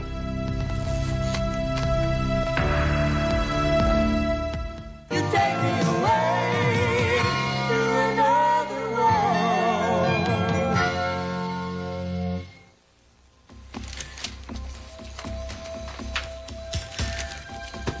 I know that many of you are going to be shocked by what I'm about to tell you. And I do so only with the Ed McLean, greatest I'm placing you under reluctance. arrest. You are outside your jurisdiction. I may be, but this gentleman is not. May I introduce you to Sergeant Anderson? What kind of a stunt is this? On what grounds? How does blackmail and extortion grab you? You have no evidence. I am running a news conference, and I have photographs No, you here. got nothing, McLean. Get him out You of here. can't Read do this this. place on the way down. I am the party chairman, and you have no evidence. This isn't the end of this, Harrison. You picked the wrong man. Get as much of this on camera as you can. Excuse me. Excuse me, please. Darling? Oh, I knew you'd do the right thing. Please, it took everything in me. Maybe it did, but I'm very proud of you. And I know Ryan will be, too. Now, we're not going to tell him the truth. Look, I didn't do this for Ryan. I did it for me. Although, he did show me some things tonight. Like what? It's too complicated. But if I would have let him hang, I wouldn't have been any better than he is. Well, Donna, did you get your story? Oh, I'd call it a scoop. Once again, Victoria saved your career. Well, Aren't you going to thank her? Come on, Senator, give us a break. What's the story here? Can we get a statement from you or something? My office will be issuing a statement later on in the day. But first, I'd like to go on record saying that Ed McClain and the Democratic Party here in the state of... I have tried to accept Kate Baker for who she is, a fine, hard-working, down-to-earth, caring person. Just like Charlene was, but she is not Charlene, and you want her to be. But she is Charlene. At least some part of her is Charlene. No, she is not Charlene. Charlene was Gregory's mother, my aunt, your wife. Kate Baker is none of those people. Frankie, she can't be. Frankie, I understand what you're saying, but the bottom line is Kate is not well. She's just as sick as Charlene was when we found out about Charlotte. I understand that, John, but... Come in. Well, excuse me, I'm sorry, I didn't realize you were No, with someone. that's quite all right. Kate, I would like you to meet an old friend of mine. This is Frankie Frame. Frankie, this is Kate Baker. How do you do? It's nice to meet you. Kate, I'd like to apologize for what happened before. No. That's why I came back, to apologize. It's really not a good time to get into this. You know, actually, it might be a very good time. A real good time. You see, Frankie's husband, Cass Winthrop, is one of Bay City's finest attorneys, and I took the liberty of asking them about your case. I hope you don't mind. Oh, well, you shouldn't have done that, Doctor. I told you that we would be okay, and... I know, but you have to think about Tomas and Louisa, and you don't want to go in front of social services without an attorney, right, Frankie? Right. Right. Cass is first rate, and I'm not saying that just because he's my husband. I'm sure he's very talented. I am, and I thank you, but we can take care of ourselves. Anyway, I didn't want to apologize for before. I just think I've been a little bit on edge lately. Well, I wish that you'd reconsider. Cass and Frankie know a lot of people downtown, and I'm sure that they could put No. Tomas and I have been through a lot worse than this, believe me. It's very nice to have met you, Miss Frame, and I do thank you. Good night. Good night, Kate. Miss Frame? She called me Miss Frame. There was no way to prepare you. I can't believe this. She has no idea of who I am. Why would Kate Baker know you? Oh, God, John, I am so sorry. I am so sorry. I have been here telling you how you should act, and I had no idea what you've been up against. I've had no idea. My God. Oh, Charlene. Kate seemed very much on edge. Now, do you think that maybe that's because of me? Do you think that maybe when I think she that saw me, she's nervous because she's afraid of losing her kids. What do you think we can help her with that? It's a sticky situation. The state wants a background check. But Kate doesn't have a background. That's the point. And social services is not going to be too happy about that. Well, maybe if we just explain the situation. Yeah, right. Yeah, good idea. The social worker is going to be a real problem here, Frankie. She doesn't know what I know, and she's really tough. She's going to want a complete history. What's going to happen if she presses? I don't know. But it won't be good. Where is Kate Baker now, Tomas? She's working. Does she frequently leave you here to care for the child alone? The child's name is Louisa, lady. Listen, Tomas is old enough to babysit. He watches Louisa when Kate has to work the late shift. Kate's working really hard to support this family, and Tomas is working too. Only he's working part-time, as you should know, because he's going to Bay City High School, where he is terrific, as I said. Look, Michelle, Kate is who my mother wanted us to take care of us. Miss Baker's request for guardianship was seriously hindered when she absconded with the two of you from Port Jarvis. She didn't abscond from anything. It was my idea to split, and I still think that was the right thing to do. It wasn't your decision to make. The two of you are minors. As the adult, Miss Baker's actions reflect very poorly on her ability to take care of you. That's bull.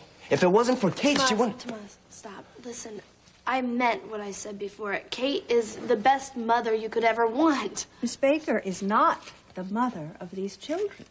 And moreover, her continued unavailability proves that someone here has something to hide. That wasn't Kate either. It was me.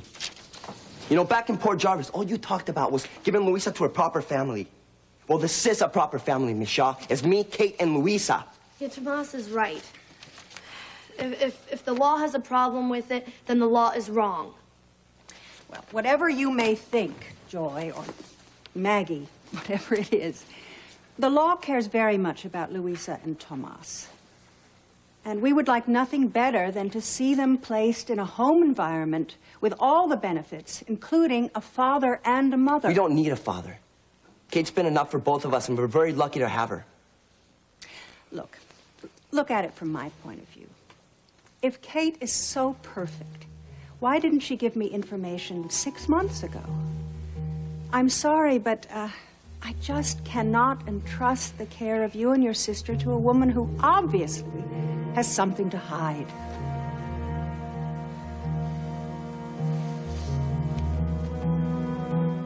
Hey, my little baby. Hi, honey. Whatever happened to reading the story to your little dolly? You want a story, huh? You want a story? Yeah, she loves stories. I think she's going to be a real reader when she grows up. She wants stories all the time. Yeah, she can also count from 1 to 10, right? In Spanish and English. Can you say them, honey? 1, 2, 3. All right. See? She does it. She's so good. But she's not a trained seal or anything. So you want a story, Louisa? Do you want a little story, honey? Okay, you got it. I'll be back. Now go ahead and tell me that child is not well cared for. Well, now, that is not the issue, my dear. Obviously, I admit that she's very happy. Of course she's very happy. So why don't you go and try to rescue someone who isn't? Let these people alone. They are doing fine, Miss Shaw. Until I complete my background check on Kate Baker, I'm not going anywhere. Well, let's complete it right now, Miss Shaw. What is it you'd like to know about me? We're sending out a story on Ed right now. Oh, I've got to get my tape back to KBAY. Goodbye, darlings. I'm sorry. Good work, son. I know your brother's very grateful. Yes, I am. Matter of fact, can I have a minute? This is more like it. You know what? I'm going to book a large table at Le Citron, and we're going to celebrate. He never stops, does he? No, he doesn't. But I did. I'm afraid No, you don't have to say anything. Forget about it, Grant. No. I misjudged you, Ryan. I guess I was trying to find in you all the qualities I most dislike about myself. But you know what? They're not there, are they? Grant, we all make mistakes. Myself included the most, but I think the person you should be thanking right now is not me, but Vicky. Gee, Amanda, I just don't know how you take time out of your busy schedule to come down and witness the Senator's triumph. Oh, I managed, but I think it's worth it, don't you? Garden variety politics. Well, I'm very proud of Grant. Oh, I'm sure you are. So has he taken you on the monument tour yet? No. Tell me if he proposes to you at the Jefferson Memorial. Worked for me. First of all, Vicky, Grant and I are good friends. Oh, Secondly, I admire same him. old media spiel. You two really deserve each other. Listen, Vic, I've got to get down to the D.C. headquarters and explain a little bit about Ed. I'll meet you later. I love you. Love you, too. Yeah. Victoria? Ryan told me what you did. You saved my career. Well, don't get all teary. I almost let you take a fall. Almost, but you didn't. Guess I'm in your debt. Lucky for you, I'm ready to collect. Why am I not surprised? I want my divorce, Grant, and I want it now. I want those papers on my doorstep tomorrow morning.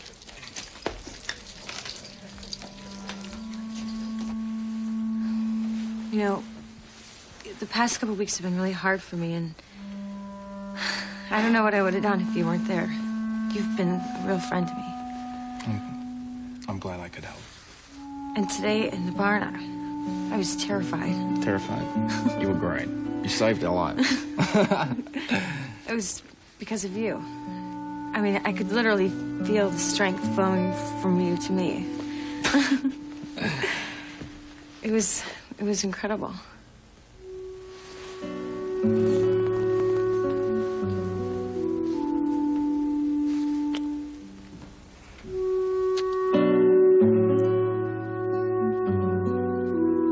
instead of striking out on your own, if you join forces with me, we can get Carl Hutchins out within the month. What? Well, don't you see, Paulina won't think of you as a liar and a cheat. She'll begin to think of you as the savior of the family. No dice, Iris. That's the same carrot that Spencer dangled in front of me, and you saw where that got me. The difference is that Spencer really wanted to destroy the Coreys. I truly believe in saving it, and Paulina knows that. And you care so much about Rachel. I care about my father, Jake, and that's all you have to know. Okay, Iris, what gives? Everyone knows you're on a power trip, but why me? Everyone also knows that you hate my guts. But I don't hate your business acumen, Jake, and there are certain things that I just can't do. Certain things? Yes. I don't like this already. And when Paulina sees the two of us working together so closely to save the family, she'll come around. Believe me. This is a long shot, Iris. A very long shot. Well, I guess you're just not the gambler I thought you were, Jake. Of course, ultimately, the decision is up to you. But you might remember that I am your last best chance. Good night, Jake.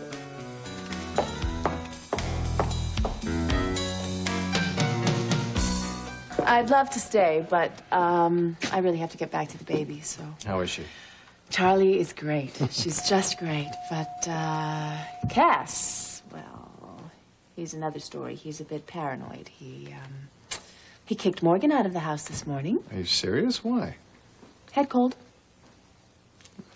Yeah, it's getting pretty ridiculous, but, well, okay, you, call me if you need anything, right? You too. Love you. Man, I cannot get over Kate.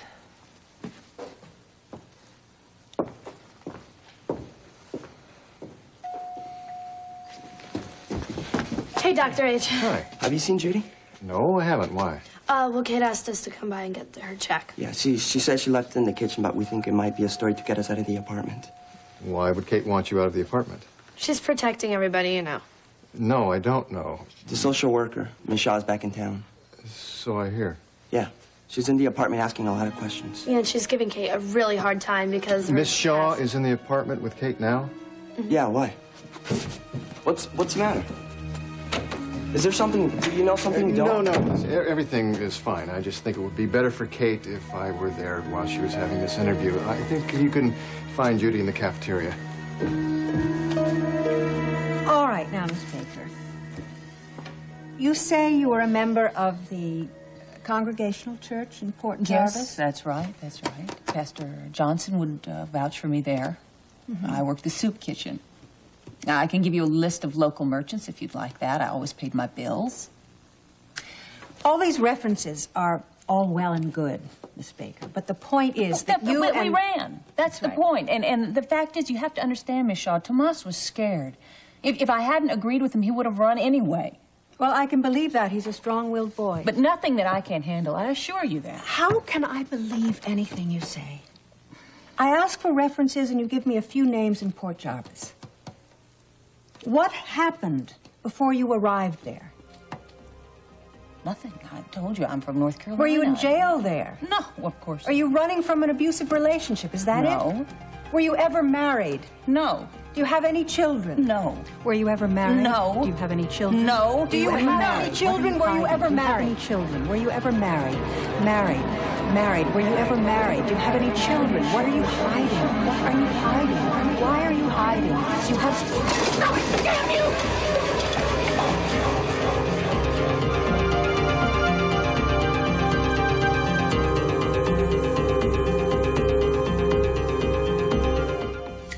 Flowers, candy, diamonds, romance.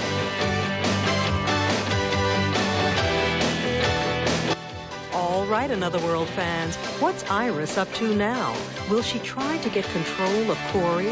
Plus, what's happening between Morgan and Brett, Ian and Paulina, and Donna and Matt? Don't wait till next week to find out what's happening on your favorite soap. Call NBC Soap Phone right now. Dial 1-900-680-4NBC. Each call costs $1 per minute.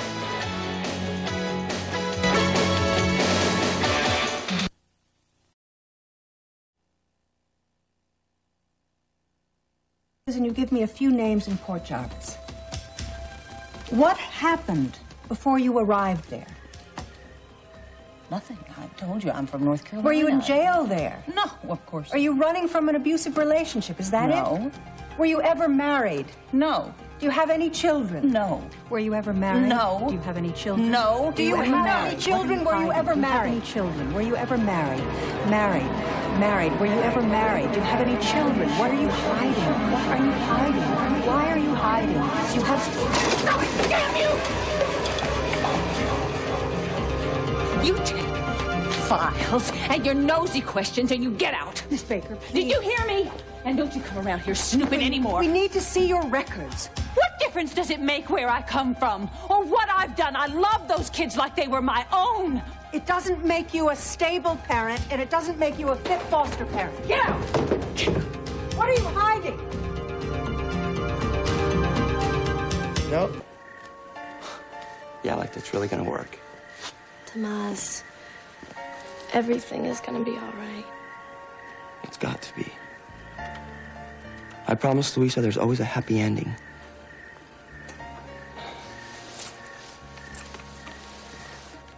Hello, Kate. Tomas told me that you were having a visit from Child Welfare. More like an interrogation, like I'm some sort of a criminal. Who is this? This is Dr. Hudson. I'm chief of surgery at Bay City General. I work with Kate and Tomas.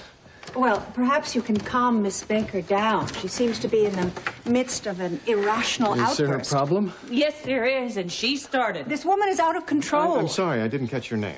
Grace Shaw, Supervisor, Department of Social Services, Child Welfare. Pleased to meet you. Miss Baker refuses to answer any of my questions. She's been completely uncooperative. This woman will not give me a chance. I've given you more chances than you deserve. After your behavior this evening, I believe it's in the best interest of these children to remove them from your custody and place them in appropriate, state-approved foster homes. No. You are not going to take Tomas and Louisa away from me. You are not going to.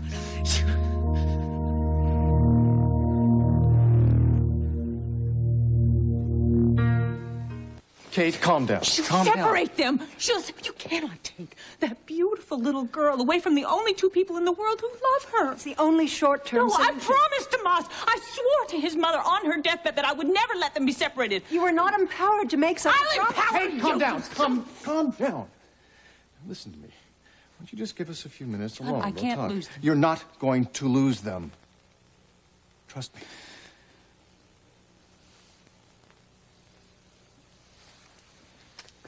I'll go to the hospital. I'll get my paycheck. I have bills to pay. I'll meet you at the hospital as soon as we're finished here.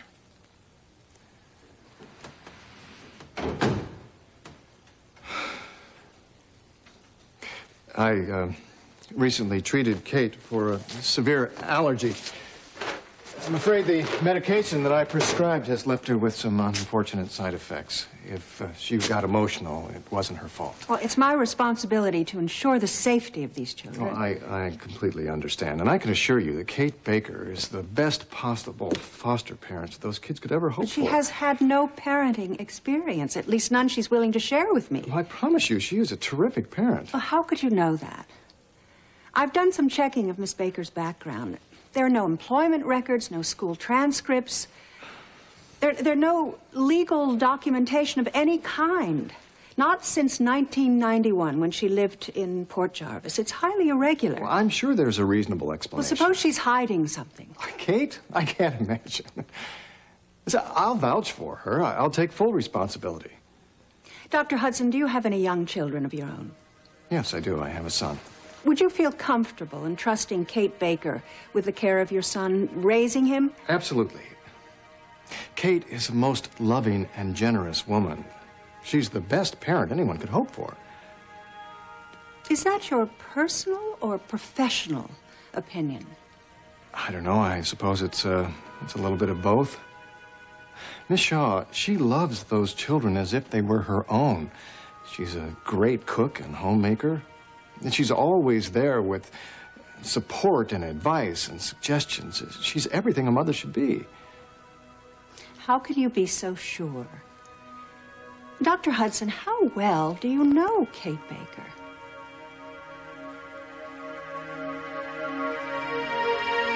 John's gonna talk to her, and he'll turn her around.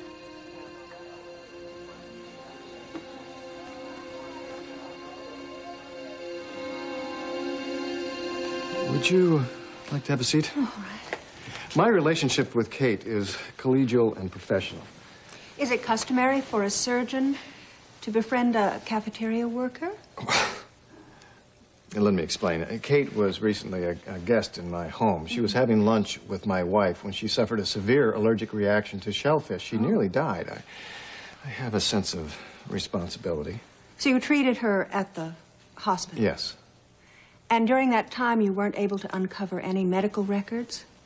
No. No records of any kind? I felt it was more important to save her life. Well, yes, of course. That's very touching. Doctor, the state has not awarded Kate Baker custody of these children. And before she is able to care for them legally, an exhaustive background check must be undertaken. Suppose we were to uncover a real problem. I mean, a history of child abuse. Oh, I can assure you that's not the case. Well, how can I simply take your word? I think I'm going to have to find appropriate foster homes for Louisa and Tomas. Miss Shaw, that is child abuse. It is my job to protect these children. To take Tomas and Louisa away from Kate because they don't have the right papers is criminal. I'm sorry, it's the law. Look, Kate took them in out of the goodness of her own heart. She gave them a home, the only real family they've ever known. We need to know more about her background. Well, then fine. Do your investigation. Track down all of Kate's records. Check on Tomas and Louisa daily if you need to, but don't take away this home. Don't take away the only family they've got. I'm very sorry.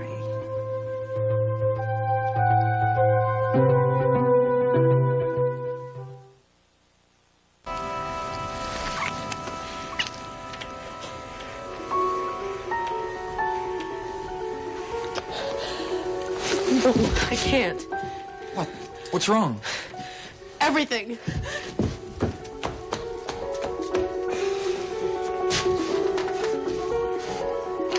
It's late. Dr. Hudson should have been here by now. Let's go back to the apartment and see what's up. Come on. No, Tomas, no. I don't trust myself around that Shaw woman. What happened? Oh, is there good what did you news? say? Miss Shaw and I had a rather strong disagreement. Oh, Dr. Hudson, please. What's the bottom line? She's investigating to determine if Kate is a fit guardian. Now, there's nothing I can do about the investigation. She's going by the book. She's not going to give us a chance. There are other things that we can do. I made a commitment to vouch for you. I'm sure there are others who work here who are willing to do the same. Do you think it's going to make a difference? Well, I certainly hope so. But the main thing is, I was able to convince Miss Shaw to allow you and Louisa to stay with Kate, at least until this investigation has been completed. Oh. Now, with any kind of luck at all, she'll leave you right where you are. Oh, Thanks, Doctor. Thank you. Thank you so much. You can stay, Mason. See, Princess Louisa? What did I tell you, baby? I told you to believe in happy endings. Thank you. Well, let's all celebrate. Animal crackers on the Thanks. hills. Thanks. You're welcome. Dr. Hudson, I don't know how I can ever thank you. I really don't. It's okay. Don't worry. Everything's gonna be all right.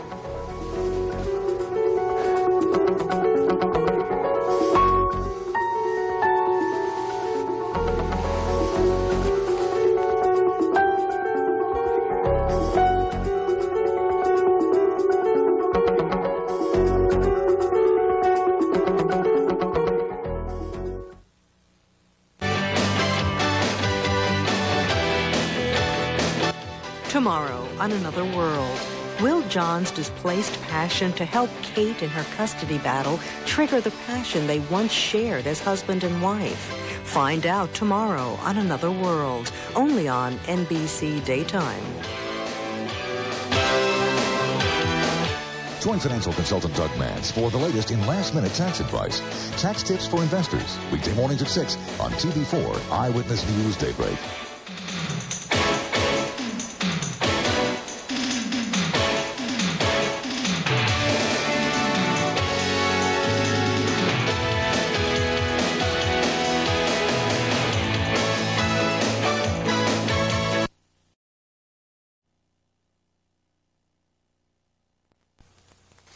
I think it's time for you to make yourself decent. You're late for work. Who are you, my truant officer? I am your boss. And if I call a meeting for 8 a.m. or 2 a.m., I expect you to be there. And there'll be no lollygagging around with this, your political lover boy here. No. And I do not expect the attitude of a recalcitrant schoolgirl. Is this your style of management, Carl? Bullying? You ain't seen nothing yet. Now, if you want my respect, you'll earn it. I'll see you in my office in 1/2 hour.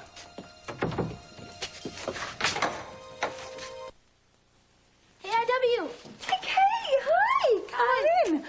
Swanky place. Oh, yes. Well, it now belongs to Carl Hutchins. Remember the ace bad guy? Want me to get out my poison darts? Oh, thanks, sweetheart. I think I can handle it. Well, I guess if you've come to twist my arm about taking you to lunch, I'm paying, huh? I'm not hungry. Actually, I've been sick to my stomach for a few days. What do you mean?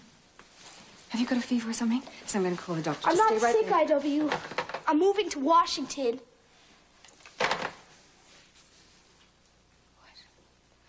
Dad got a job offer in Seattle, and he's planning to take it. You're the only person who can stop him.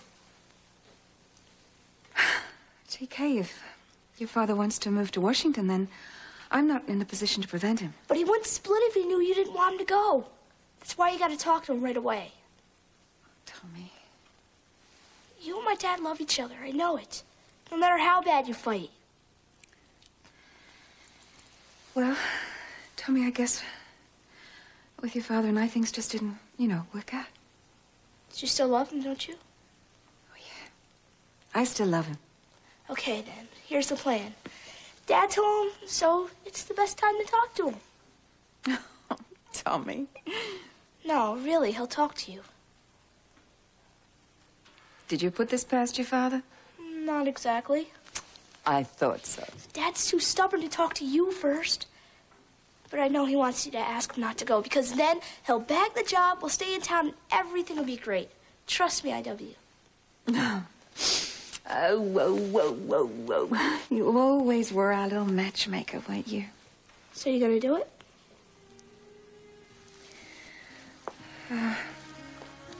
No, I don't think I can, Tommy. You see, when I didn't make the wedding, I think for Hank it was the last straw. That was my fault. The whole stupid surprise was my idea. Then it got all messed up, and then all this stuff started happening, and I couldn't help it. Darling, hey, it wasn't your fault. Not at all. This whole thing was between your father and me. You understand? Why don't you talk to him? Won't you just try?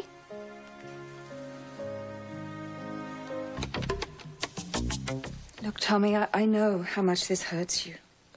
You want to be with him. I know you do. Yeah, well, sometimes what you want and what is possible are two different things. You're giving up. Tommy, I know how hard this is for you to understand. Really, I do. All the time you visit me in the hospital, you always tell me not to give up. You told me that if I believed in myself, I'd get better. And you did get better, didn't you? How can you give up? How can you tell me that and then give up? Tommy, I'm not giving up. Truly, I'm not. I tried. We both tried. Your father and I, we both tried very hard. I thought if you loved each other, it would fix things. Not everything. Like the fights? Yeah. Like the fights. Your father and I had different ideas about very basic things like how important my work was to me and my family. How about our family? You, me, and Dad. Well, you know what? We have some wonderful memories. We've got lots of things to remember. Yeah. Like that time I climbed on the top of the limo. I took that killer picture of the three of us. Yes. Yeah, and I thought you were going to break your neck, remember? Yeah, but the picture came out great, didn't it? Yes. We had some good times, Tommy. And we have to hang on to that. Will you promise me you will? You promise? Promise. Promise. Look, I have to go.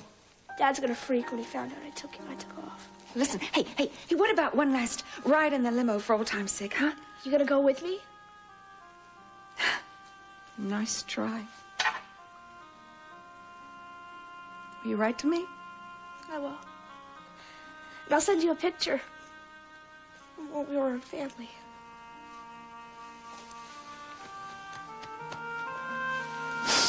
I love you, IW. I love you, TK.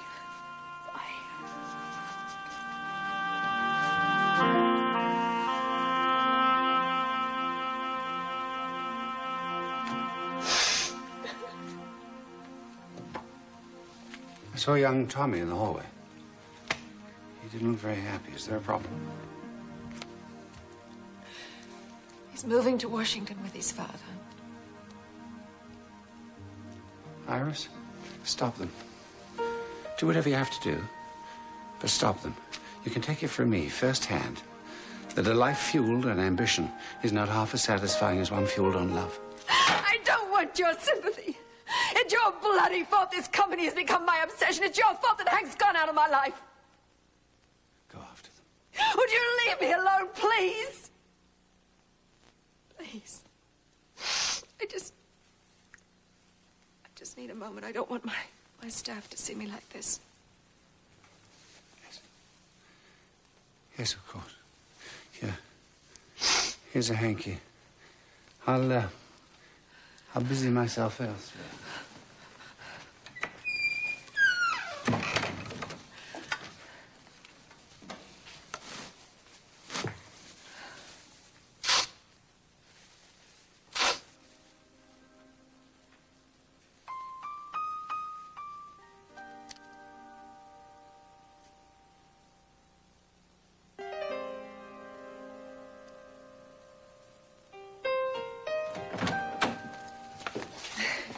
Kate, Look, I'm sorry. You know,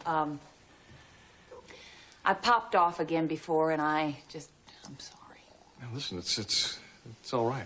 I understand. And besides, I have to remind you that I have tasted your cooking on many occasions in the cafeteria. Right. And as far as your homemaking skills go, well, I have been to your home. I've seen it. It's very homey. Thank you. I guess I'm just quick to blow things out of proportion, given the situation. I understand. Am I still invited to dinner? Absolutely. It's a beautiful, beautiful child. Oh. Thank you. Why don't you bring him along? Gregory and Louisa would really hit it off, I'm sure of it. It's not a problem, is there? I think that my mother was planning to take him tomorrow night. Oh, well, that's too bad. Then I'll just have to visit him some other time. Yeah. Oh, hi, Kate, John. Hi, Frankie. Charlie's upstairs for yet another round of tests, and they wouldn't let me stay, so I thought I would come down and say hey. How is she? She's great, thank you. Oh, I wish you such luck. I just adore babies.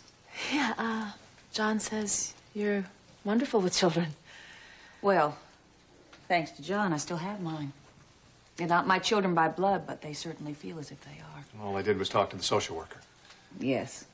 Letter of the law shawl, that's what she is. And thanks to this man, I would have had 2 empty beds in my house if it weren't for him. Way too much quiet. I'm back to my work.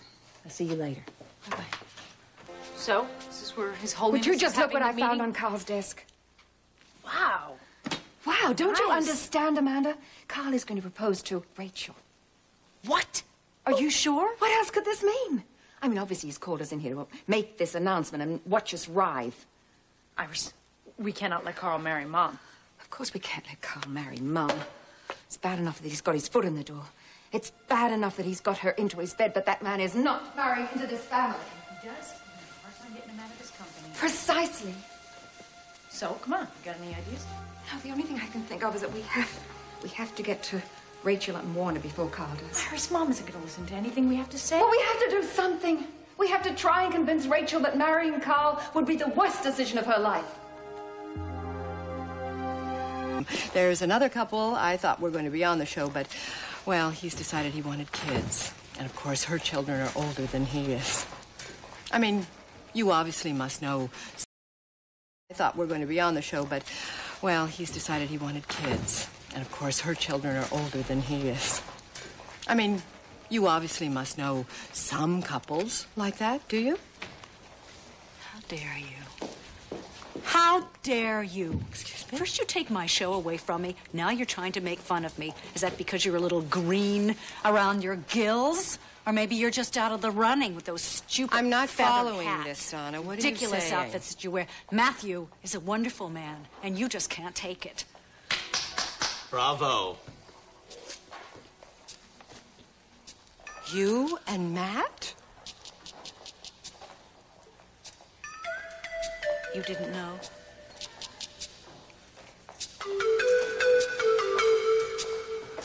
Now, Carl, Rachel is in the carriage house. She's doing an awesome sculpture, but she is leaving for Bravo soon. So I'm here just in time. Thank you so much, my dear. Oh, no problem. You said that something serious was going down with you and Rachel. Like what? Well, if it comes to pass, I promise you'll be the first to know. Okay. Ryan. Carl, Maggie, hi. Listen, I'm glad I caught you before you left. Yes, well, you know, I'd love to stay for a moment, but you've caught me at an awkward moment. Well, this won't take too much time. It's important. That's important. Then, of course, I shall attend. Maggie, be a love, and keep Rachel busy till I get down there, will you? Will do. Is there a problem? No, not a problem. Actually, good news. Vicky and I are finally getting married. Oh, wonderful. Oh, wonderful. Congratulations, dear boy. Love, it would seem, is in the air. Yeah. Well, we're going to be having a small ceremony at her place tomorrow afternoon, and I would like you to be there. Splendid. Yes, I'd be honored to attend. I'd also like you to stand up for me. I want you to be my best man. What? I want you to be my best man. Oh, dear boy. Oh, I didn't expect that. You know, I never dreamed. And I didn't either. Actually, I'm surprising myself right now, but you were the one who said that Vicky and I belong together. Yes. Yes. Oh, dear boy. Wild horses couldn't keep me away. I wish you a long and a happy life with your loved one. Yes, I wish you all good fortune. Carl, Iris just pulled in the driveway. You gotta hurry up, okay? Follow me. Well, I shall see you tomorrow.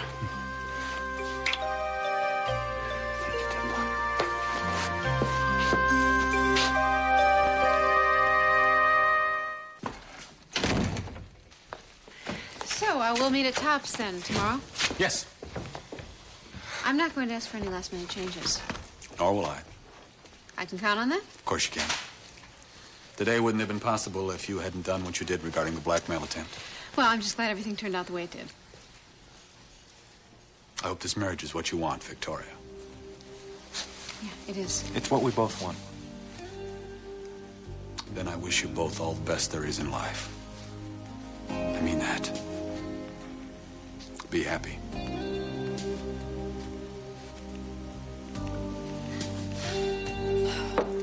Maggie, how dare you tell me a brazen lie like that and conspire against me?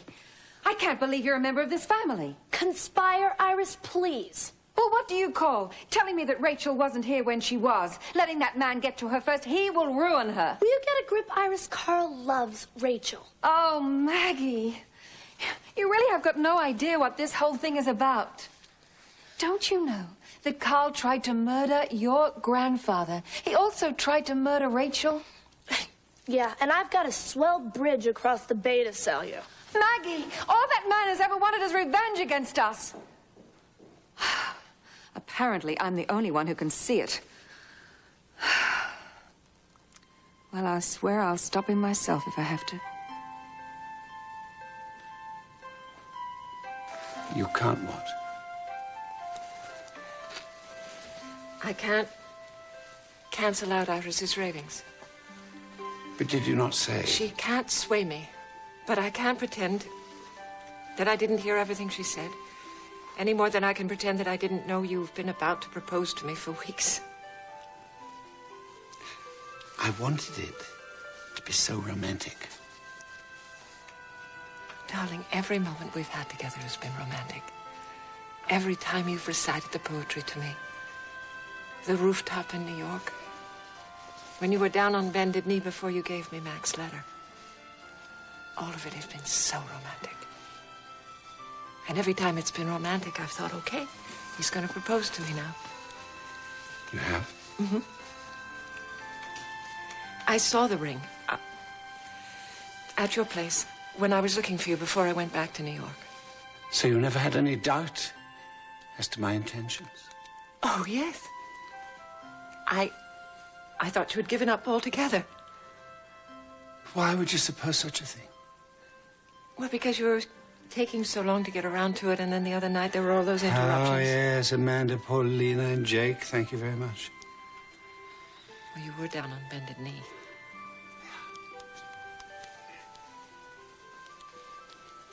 If you knew all this, why didn't you say something? Well, that would have been very presumptuous. Besides, I knew you'd handle it in your own inimitable fashion.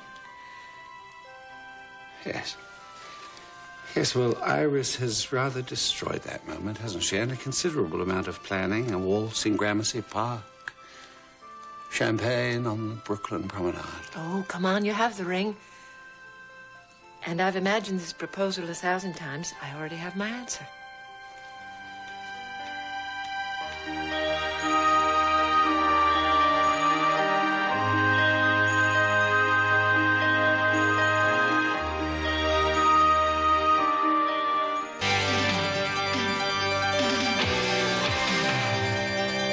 Tomorrow on Another World.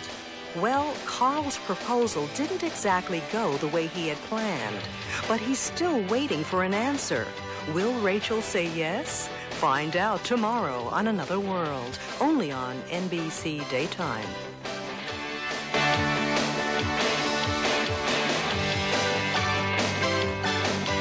Join financial consultant Doug Mans for the latest in last-minute tax advice.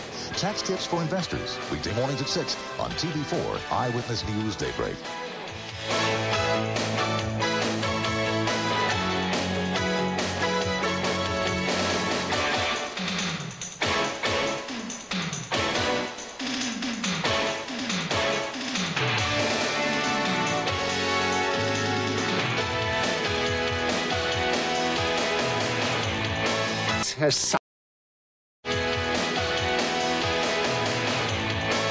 Has sullied what I intended to be a flawless moment.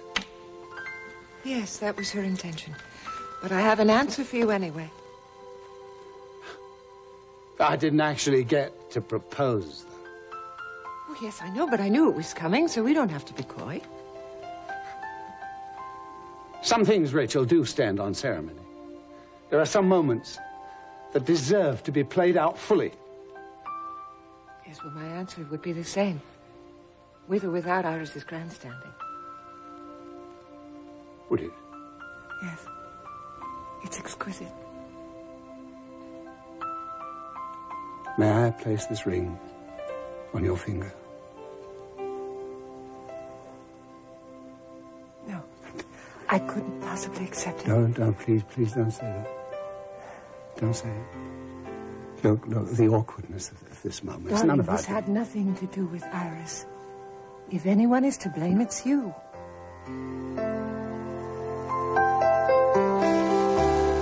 Jake, we need to settle the score. It's time we got rid of Carl Hutchins. You blame me? What have I done but love you? You've helped me to see myself very clearly. And I don't see myself as a blushing bride. Oh, is that what you think I'm asking you to become? Oh, heavens. I'm not so young or so callow. I don't really know how you see marriage. I see it as a tradition. I see it as a ritual pledge that will bring grace and order into our lives. A union of our bodies and our souls. Is that what you want?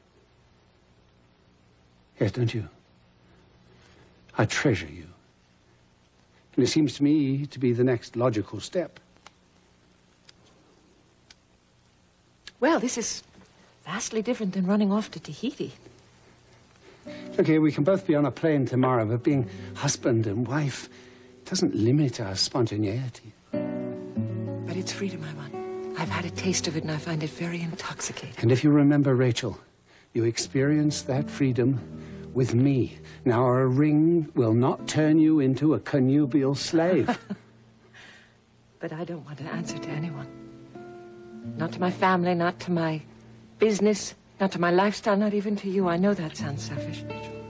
I'm not asking you to... You don't have to answer to me. And I'm not asking you to give up anything. I want you, Rachel Davis, the artist, the free spirit, you. But I'm not ready for this. And I'm not sure I ever will be. Adventure that carries us along. You are now part of my journey, and I'm a part of yours. That's what I mean by marriage. Then you'll have to be patient.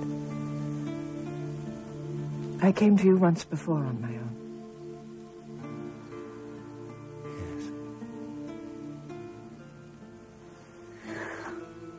Well, think about what I've said. This will be waiting for you. As indeed will I.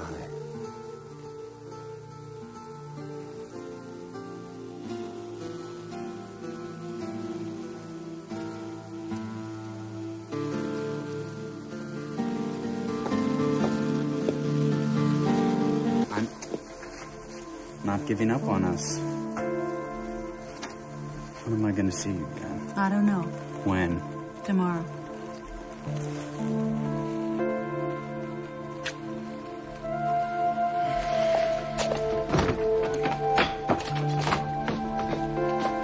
You know, you're stuck with me in your life, whether you like it or not.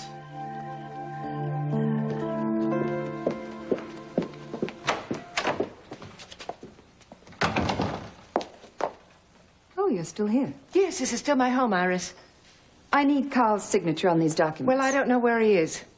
Well, he's not in his office. Am I expected to go chasing all over the place for him now? You and I have to straighten some things out. What you did today was low, contemptuous and low. What I did today was warn you. You stay out of my private life, Iris, I swear, or I'm going to lose patience with your selfishness. How dare you say that to me? At least I haven't walked out of my father's company and offered it as a prize to my little lover. That's out of line, Iris. No, you're out of line. I have torn myself up for the past 5 years because of the pain I gave my father. But at least I didn't give the company to some man who he hated with every breath he took. No, you just tried to take the company away from your own father, and he forgave you, and I am forgiving Carl. He's trying to make amends, Iris. How? By taking you to bed? By taking you and everything that's yours? Out of here. You get out of here. Oh, don't worry, I'm going. But you just tell Carl something for me. He might have snowed you, but he doesn't fool me. Matt Corey might be dead, but his daughter isn't. And I am one person who will never roll over for Carl Hutchins. Get out. While he destroys everything that this family has built. And you tell him something else. You tell him that if he wants to stop me, he's going to have to kill me first.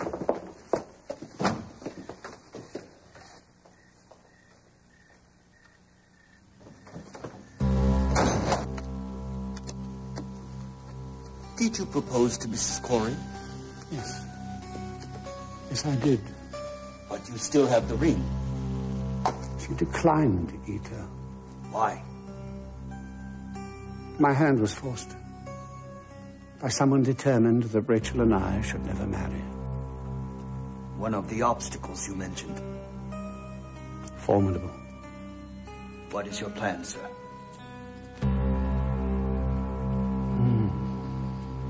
Eliminate the obstacle.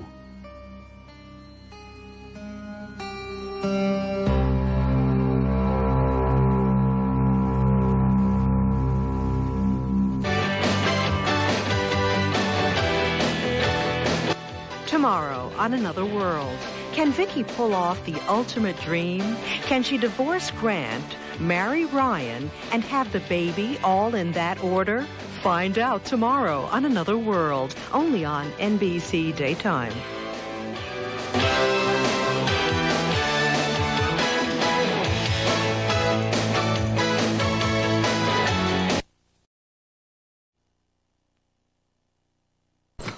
Hello? Matthew, darling, I can't talk right now. I really can't. The mountain has come to Muhammad. Well, the mountain can just go right back home. I am home. If you're not going to move in with me, I'm moving in with you. Would you like to carry me over the threshold? Matthew, give me... Come on, Matthew. Oh. Buongiorno. Why, it's young Matthew Corey. How you've grown. Aunt Liz?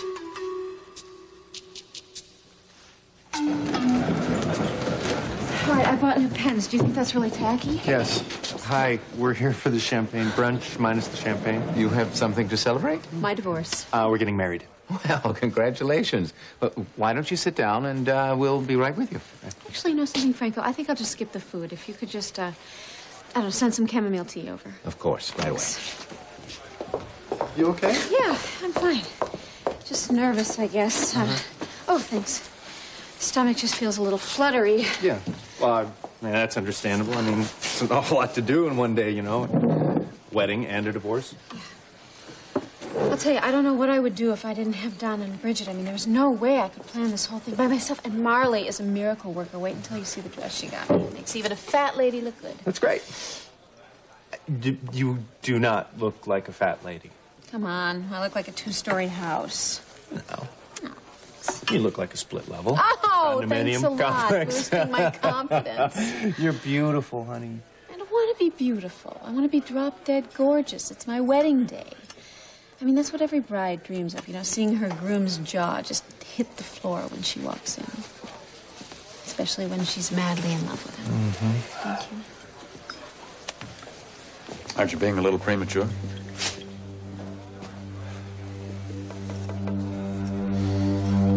Look at you, such a handsome young man. What is this? That's my hair. Did I tell you I was in Venice, Donna? All the young men had pigtails. Ponytails. That's... Oh, there was one gondolier, I'll never forget him. Raphael.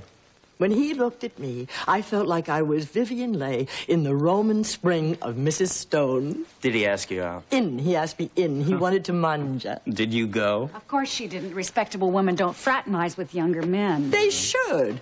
Every woman deserves one last fling. Don't forget that, Donna. Well, I'm hardly in the one last fling category, Liz. Donna believes in true love. Oh, there's no such thing unless he's rich or on his third pacemaker. What's this? It's my suitcase. Encyclopedias? He's selling them door to door. Oh, how enterprising. But what happened to your studies? Graduated a long time ago, Aunt That Liz. reminds me, Donna. I met a brilliant homeopath in Amsterdam. You wouldn't believe I am so full of energy. When I left the airport, I was carrying my own suitcases. Oh. What's this? Are you selling Yes. these? Well, yes. They come with a money-back guarantee, too. Well, don't be bashful. I think it's a wonderful idea. Encyclopedias don't make any money. Aunt Liz, Donna and I are partners. Business partners. You're selling men's lingerie? No, we own KBAY. We're thinking of adding some home shopping for late night. These are samples. I thought Michael left you well provided for. He did. He was very generous. Oh, I know. These dreadful new taxes, it just doesn't stretch. But it's a pity you have to work. Oh, I don't. I enjoy working. I really She do. enjoys a lot of things. In fact, we're planning to... Be careful, Donna, and don't overdo. Remember what happened to Rachel? What are you talking about? What about Mom? All those years toiling at that magazine, well, you're too young to I'm not understand. that young. Well, suffice it to say, when a woman reaches a certain age, she either goes a little crazy or buys comfortable shoes. Nothing wrong with your feet. If Rachel thought more about her feet, she wouldn't be dating Carl Hutchins. I can't believe you know. I mean, you've been abroad. Oh, yes, I got home. There was a letter from Alice. She'd heard from Tippy Parker. that Rachel had bowled over Bay City when she showed up at the winter masquerade with Mr. Hutchins. Basta. What's the problem if they're dating? Don't get the wrong idea, Matthew. I'd say the same thing to your mother's face. Oh, come on, you don't think Bay City's that easily bowled over? Well, I hate to be unkind, but yes, I'm afraid it is. Absolutely. A private fling is one thing. You're pretty hip. But to take him out into high society, I mean, a fling is one thing, but life of fashion with him? Oh, no, a woman can't be too careful. Well, I don't know about that. If you're seeing someone, you should be willing to go public. You see? Very young. Actually, in some ways, Matthew's way beyond his years. He's a brilliant executive. How nice for you. Now, I hate to rush you, Liz, but we're having a wedding this afternoon. Did I tell you that Victoria and Ryan are finally getting married? Well, it's about time.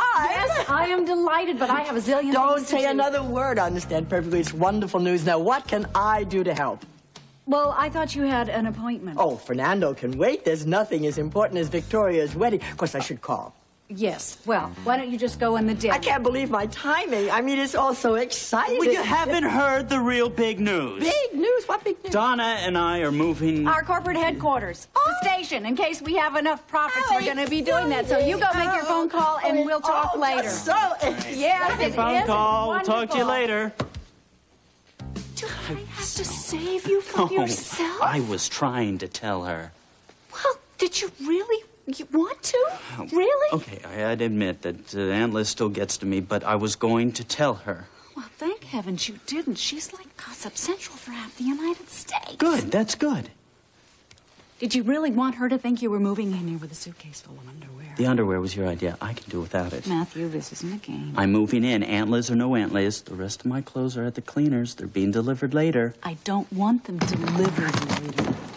I don't care. Just accept that I'm moving in. You'll be a lot happier. Where are you going? I'm going to our bedroom to unpack. If Aunt Liz is still here when I come down, she gets the news.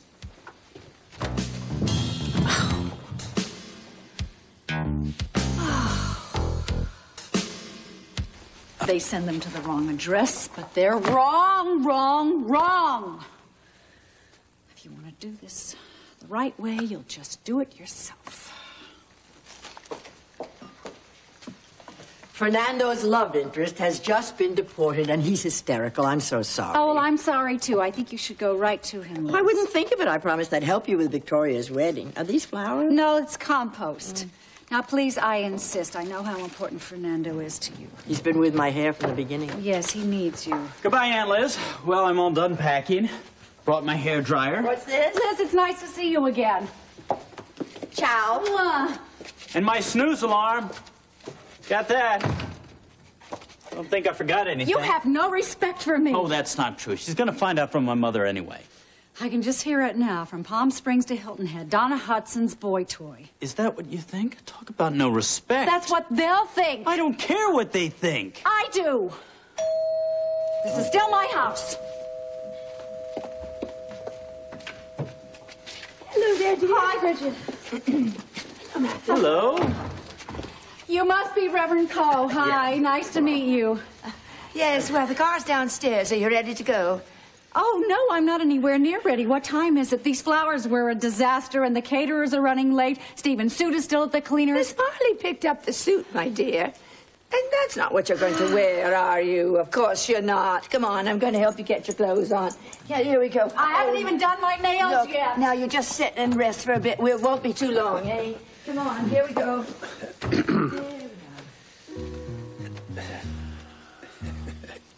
Cat hair. So, you want a drink? Oh, no, thank you. I'm on duty. Your mother seemed very nervous. She's not my mother.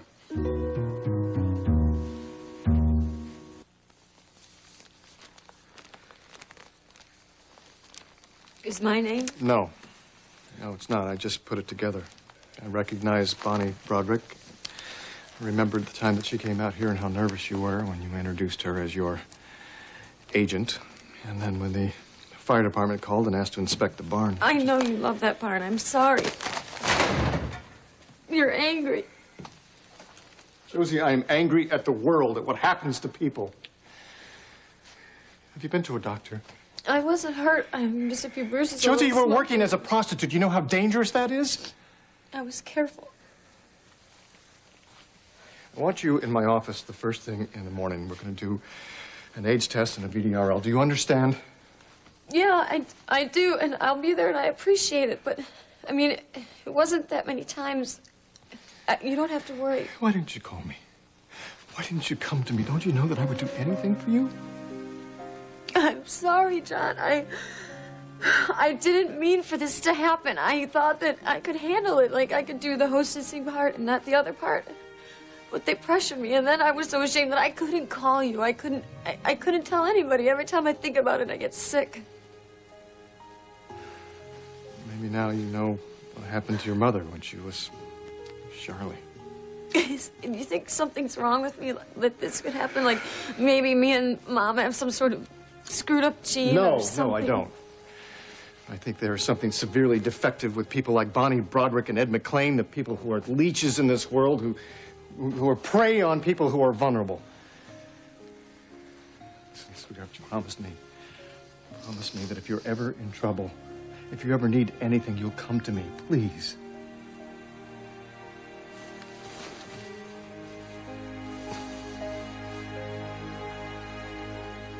Yeah, these flowers are great for a boxing match, but we're doing a wedding here. Uh-huh. I don't care if it's the wrong season. No, we ordered a certain... Okay, the original order we placed was beautiful. What? Yes. Victoria Hudson to that address. ASAP. Thank you. You look fabulous. Thank you. Pretty as a picture. Oh, thank you. Reverend Poe, now, if you'll just go with Bridget, Well, aren't you coming with us? Well, yeah, I have to take care of a few things here first, and then I'll be there. Well, shall I take those then? No, I've already ordered more flowers. I've ordered more flowers. Well, then we have plenty of flowers. Yes, well then, shall we go? Come on, Reverend. Come along with me. Yes, here we go. Bye, Reverend. Bye. Well, I'm sure you see that it won't work, Matthew. I just want you to pack your things and go home. No. Matthew, this building is full of poodle lovers. Kinky. And little old ladies with blue hair. They'll love me. And I love you, but I don't want to live with you. Yes, you do. No, I don't. Yes, you I do. don't. I really don't. Now, you were uncomfortable about Liz. I was working through it. Ultimately, I don't care. Well, I am not as carefree as you are. I don't want the neighbors to think that you're the delivery boy. I don't want the doorman to be singing Rockabye Baby every time I go to pick up the mail. He didn't. Yes, he did, and it's not funny. What? You want us to be respected. You can't make us look ridiculous. We're not ridiculous. We love each other. But it doesn't mean that we have to play house. You don't get it, do you? Still don't get it. Yes, I do get it. Yeah. You're young and hip and cool and hot, or whatever it is that they're saying these days. But you belong in a loft, which is appropriate, but I don't want to live in a loft. I like luxury. I can live with that. But it won't work. Yes, it will work. I'll prove it to you. Here you go. I'll need more sugar. Not sweet enough, huh? Here, let me Don't get your touch bag. that. Look, I don't want to touch anything of yours. If you could just move it out of the way, that would be great.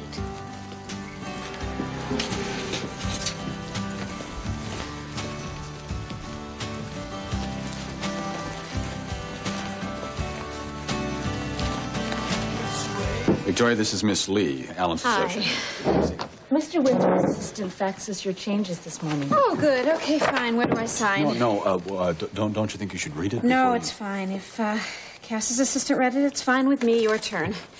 Well, my, you certainly can't wait to get rid of me, can you? She was late. I have things to do today. Mrs. Harrison. No, I'm not Mrs. Harrison. That's the whole point of this whole thing. Forgive me.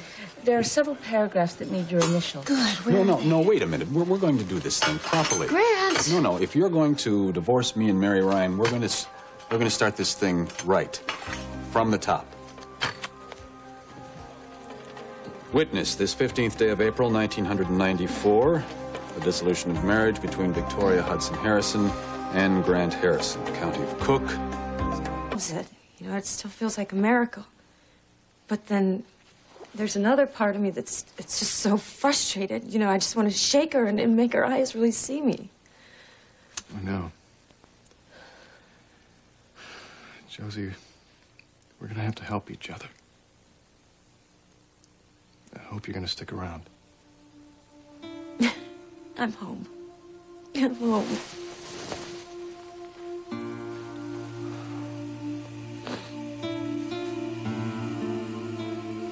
Look, I came here to apologize, okay? And then I saw you here with Josie, and I got hurt. No, I got furious.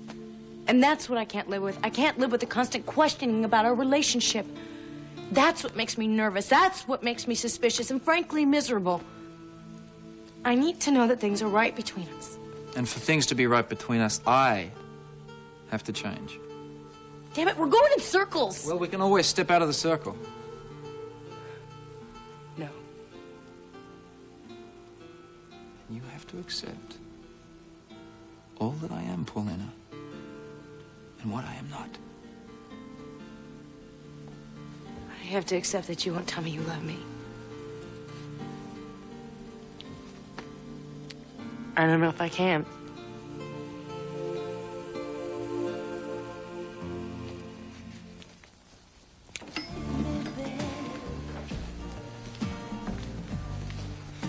You're gonna get fired. I need caffeine. The cafeteria's out. What do you got? Ooh, it'll cost ya. We can work out a payment plan.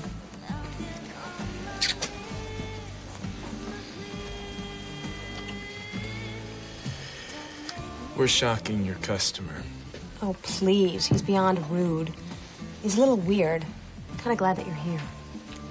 I specialize in heroic missions. Yeah, I know.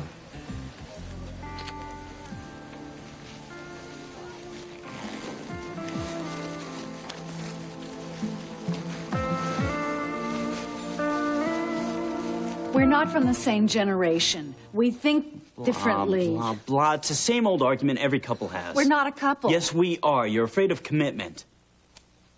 That's your generation. It's any generation. You're scared. You're making all these excuses. You're putting it on this age thing, and you know better. It's not just our ages, Matthew. It's our styles. It's the way we dress. Your hair. We're just completely different. I like that we're different. I don't know one woman my own age who knows how to wear a dress. You always look fabulous. I love that. Matthew, please, don't make this more difficult. We just don't mesh. Because of what? Different styles? Well, I know that's foolish and shallow, but yes, that's the way I feel. Fine. I'll change. You don't like my style. I love your no, style. No, you don't. Yes, I do. We don't mesh. I'll make us mesh. You want me to change? I love you so much, I'll change. You don't want the boy toy? Fine. The boy toy's done. Over. I don't like being referred to as your delivery boy. I'd rather be called your lover. And if this is what it takes, then fine. So be it. Matthew. No! Matthew, I love your ponytail! Matthew, no! There you go. Then take it. It's yours. Why did you do this? I believe I made my point. Excuse me? Matt and Donna's house? Matt? Vicky. Darling, I can't really talk right now. I'm in labor. What? Where are you? I'm at Tops. I can't find Ryan. Grant hasn't signed the divorce papers yet. Please, you've got to help me.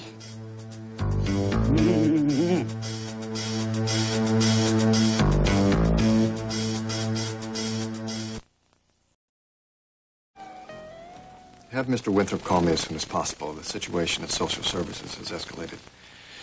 Thank you. They'll track him down. But if Shaw gets to court to take us away from Kate? Cass will appeal. They'll have the order blocked and set aside. We can fight her. How long will it take? About 3 months. When my parents had a fight over the custody of me, it took 2 years. Well, we need some ammunition, that's for sure. Great. Okay, then we'll go talk to the head of Luisa's daycare. Yeah, they think Kate's terrific, and they know Louisa's happy. She'll be a good witness. Do you think this is gonna work? No, but it's the only chance I've got. What is it with you people? You don't understand English. What's happened? I won't be pressured. Not by you and not by your stepdaughter. Are you saying that Kate Baker is an alias? Not exactly. See, she thinks that's her name. What do you mean she thinks that's her name? Who is she? She doesn't remember who she is. See, she had this terrible accident and this other personality came out. I mean, I know it sounds weird. No, wait, just a minute. You're saying that Kate Baker is not Kate Baker? Who? She's somebody else? She's Charlene Hudson. She's my mother.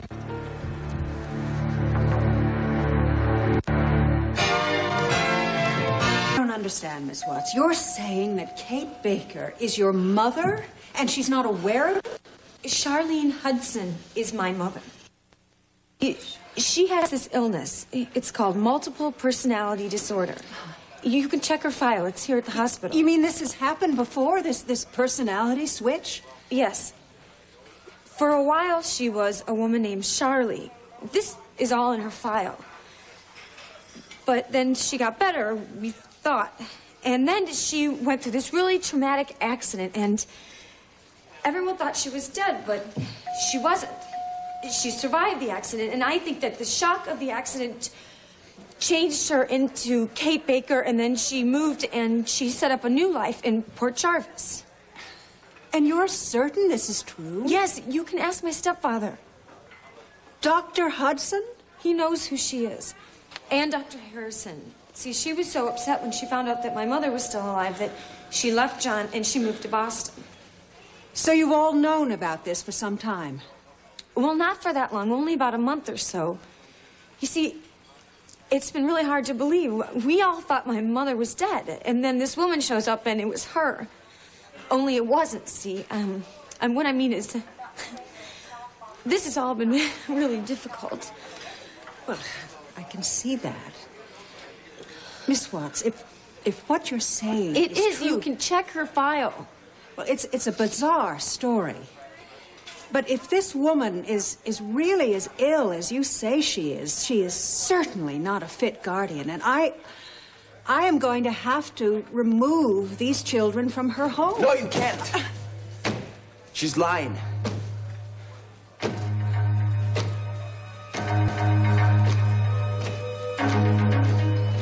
Come on, Louisa, let's go crayon.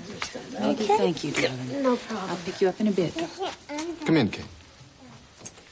If Josie upsets you... Look, I just want to say that I know you're trying to help. And I appreciate it. But I don't need that kind of help. And I don't need everyone knowing my business.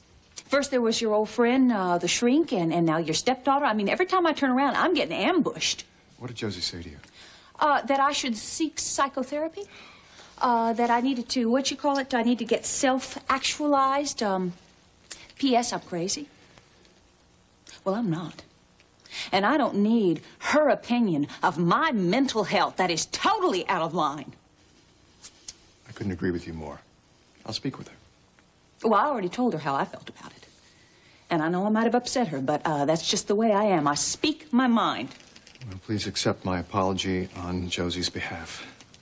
She clearly overstepped the boundaries. We have every reason in the world to have another child. But why now? You're scared, aren't you? You're afraid we're going to lose her. No? No, I'm scared. I'm scared every minute of every day. Every breath she takes, I count the next one. Grant Harrison. Senator, it's Bill, Judge Sinclair's clerk. Is there a problem? I wanted to let you know that the judge has requested some documentation on your ex-wife. Previous custody battle, records from the abortion clinic, that sort of thing. I thought you might take this opportunity to furnish your own relevant details. Perhaps I could drop by. Frankly, I'm a little surprised by your interest.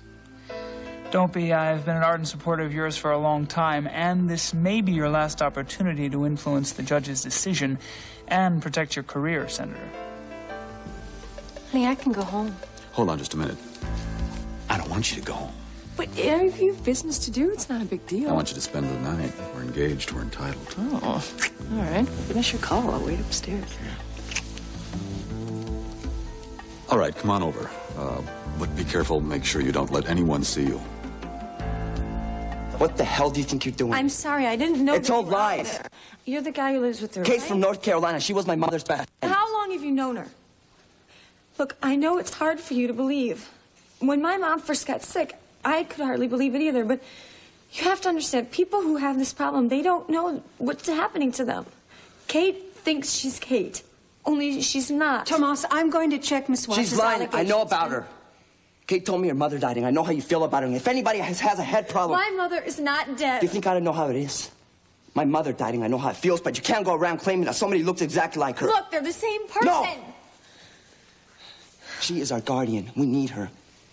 And if you keep going on about this, they're going to take her away, and they're going to take Luisa away from me. I can't help that. It's true. I'm sorry. Tomas, listen, there's no point arguing. I'm going to check on all these allegations. Without talking to Kate, this is something she invented. Why are there no records, Tomas? They were destroyed in the fire. No.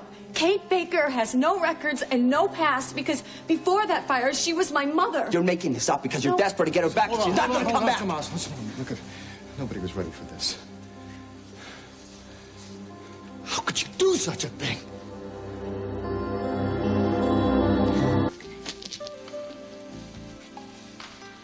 You knew this woman had a history of mental problems, Please. and yet you... Please, you... Miss Shaw, meet me in my office. Just give me 20 minutes and I can explain everything. I have to talk to Tomas and my stepdaughter. Just give me 20 minutes. I'll tell you everything that I know. I'll explain everything. That would be refreshing. I realize that this whole situation seems implausible. Dr. Hudson, I have worked with children and their families my whole life. Nothing surprises me except when a distinguished physician violates every ethical code known to his profession. 20 minutes, and I want answers.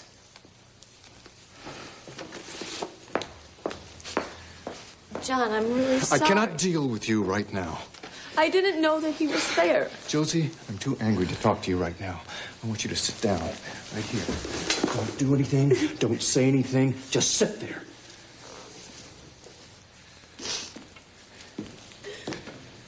Tomas, I'm sorry. I really wish this hadn't happened. She's the one who was going off the wall. Do you know what she's done? Josie shouldn't have said anything to you. What was she going off about? Wish there was a way to make this easier. Tomas, what Josie was saying was true. Kate Baker is Charlene Hudson. You're crazy. You're both crazy. No, listen to me. Please. She is my wife, and she suffers from something called multiple personality disorder. She is not your wife. I know Kate. I live with her. There's nothing wrong with her. I understand. Kate functions very well. She doesn't function. She just is. She is a very confused woman who needs our help. No. You're not going to convince me. I know Kate a lot better than you do, John. Josie, come here.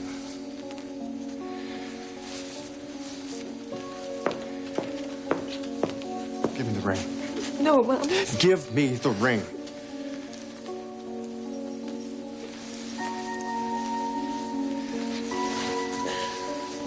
Read the inscription. Whoso loves. Where'd you get this? I found it. This is Kate. Found it at a curio shop down at the waterfront. That's where she sold it. Big deal. Tomas, I recognized it immediately, and so did Josie. This was the wedding ring that I gave Charlene.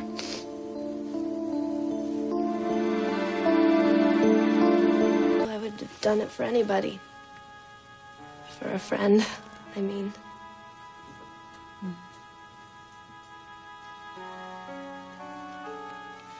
The specialist that I consulted attributes the Kate personality to the explosion and fire. Charlene never would have survived.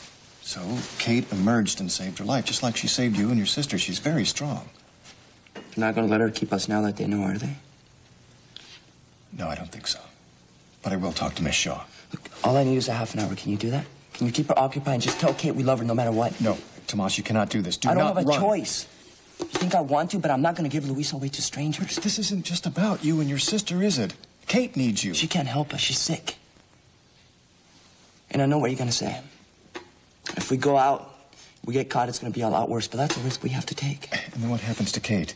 You and Luisa are all she has. If you disappear, there's no telling what's going to happen to her. She's got you and her daughter. But she doesn't know us. She doesn't remember us, and she certainly doesn't trust us the way she trusts you. Look, I can't make you any promises, but I will do everything I can to make sure that you and Luisa stay together. If she was Gregory, would that be good enough for you? This maybe I hope so promise? When are you going to be 18? A couple of months. Good. Then in a couple of months, you can fight for custody of Luisa. Tomas, I'm only trying to do the right thing here. I love my wife as much as you love your sister. I would never push you into anything that's too risky. But I believe that if you take off now, Kate's going to have a complete breakdown, and then everybody loses. That's what you want, isn't it? Kate breaks down and you get your wife back. Unfortunately, it's not that simple. This disorder is very unpredictable. If Kate has a complete breakdown, there's no telling what's going to happen or who she'll need to turn to for support. And what if that's you? What if you turn out to be the lifeline that she needs and we can't find you? Tomas, do not do this to her. Please. Stay. Help her.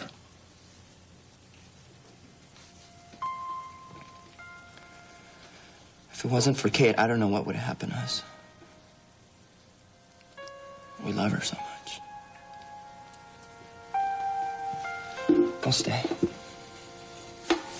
Thanks. Thank you. How am I supposed to tell Luisa that she's losing Kate, me, our home? What am I supposed to do?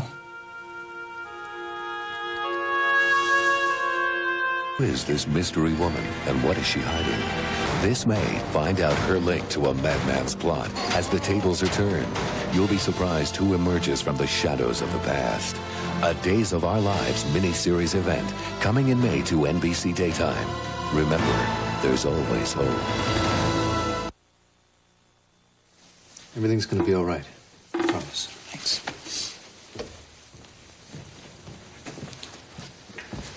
Josie, I don't have time to deal with you right now. I have to go and do a little damage control. John, I'm really sorry. Well, don't tell me. Tell him. And don't leave the hospital, because when I finish with Miss Shaw, you and I are going to have a talk. We're going to have a long talk. Josie.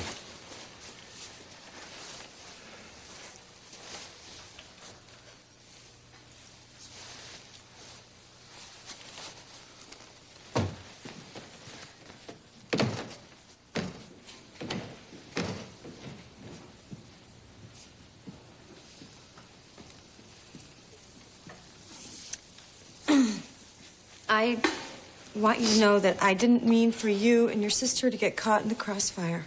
You told the caseworker our guardian's a mental patient. What did you expect? She's my mother. Do you know what it's like to have her look at me like I'm a stranger? Tolan Shah's not going to change that. And Kate still doesn't know who you are. Well, I couldn't lie about it anymore. If your mother were alive and there was a chance that you could help her... Help her? What Dr. Hudson thinks what you've done can make her worse. She deserves to know the truth. She can handle it. And who are you? Are you God or something? Look, Kate survived an explosion. She survived a fire. She created a whole new life for herself. She saved you. She saved your sister. She's strong. Strong people don't need to make up new identities. Besides, she's not Kate. She's somebody else. And who knows how the real person's going to react. If we tell her the truth, then she'll deal with it. She'll get therapy. It's the best solution. For who? For Kate? No. For me, for Luisa? You trashed our lives.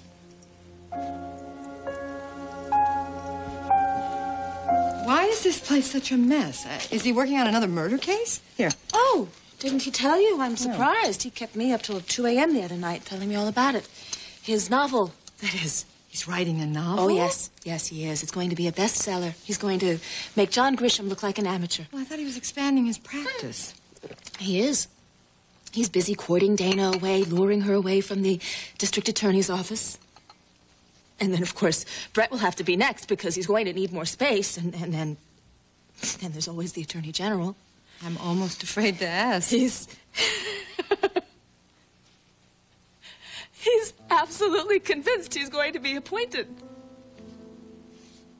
But you see, there's not going to be any time for enforcing the law because he's going to be so busy with book signings and groundbreakings you know what that I you just need? can't take this anymore. You need to have a good cry. That's it. Come on.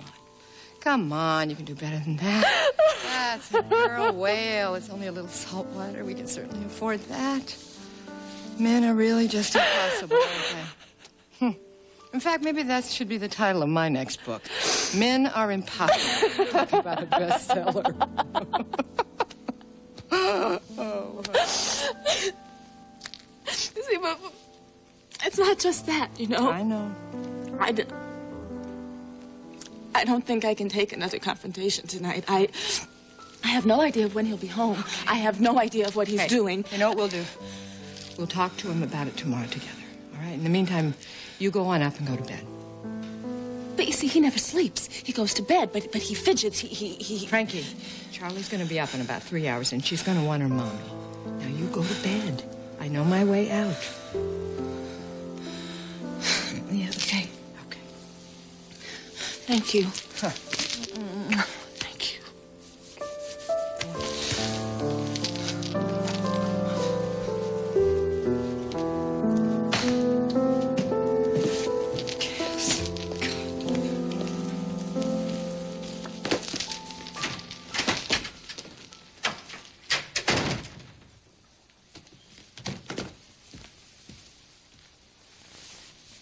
What do you think you're doing? Your wife has gone to bed. I suggest that you sleep down here tonight, okay? You're telling me where to sleep now?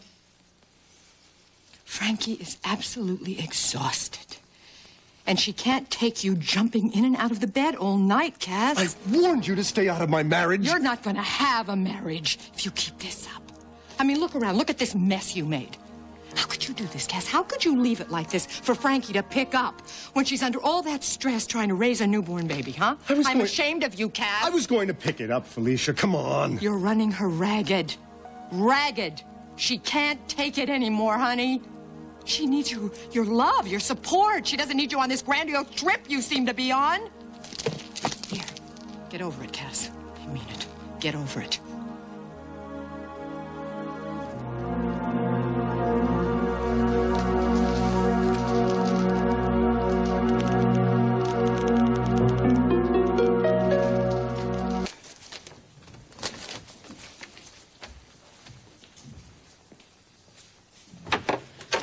Bill, nice of you to stop by. I'm happy to be of service to a man as generous as yourself. Well, Bill, every elected official depends upon the loyalty of his constituents and hopes to be of service. I think the judge will find this interesting. I've included the name of the doctor at the abortion clinic and the name and address of Jamie Frame's attorney. Jamie would be Stephen's father? That's right. I wouldn't necessarily approach him, but his attorney would certainly be cooperative. And then, of course, there's this. You are thorough. How do you think the judge is leaning, Bill? I would be very surprised if you were disappointed. Thank you for all your help. Good night.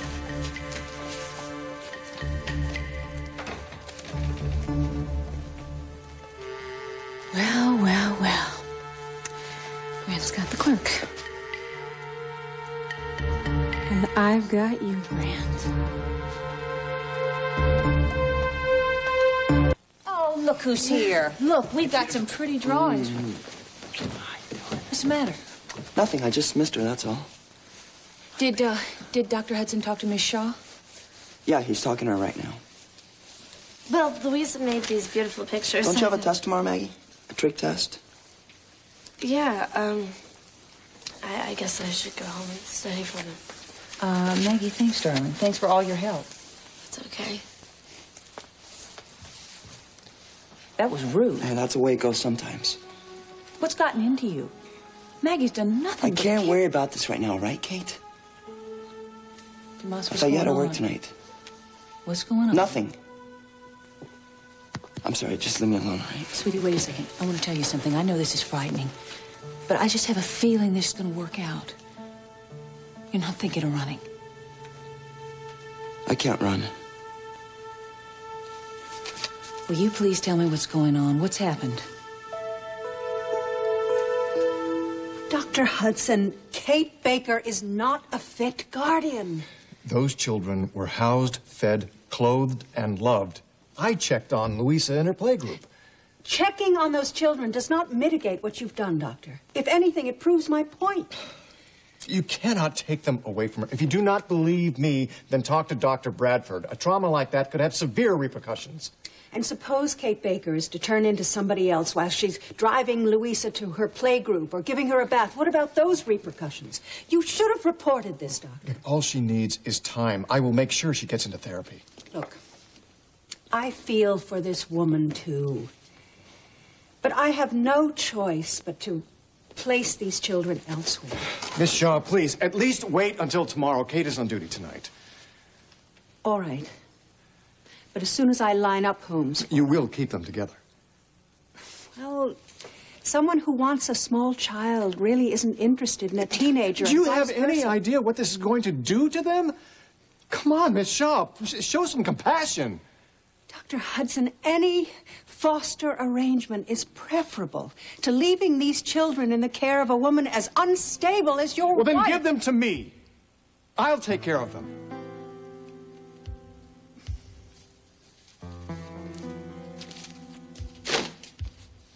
Cass? Yes. What's that smell? Muffins.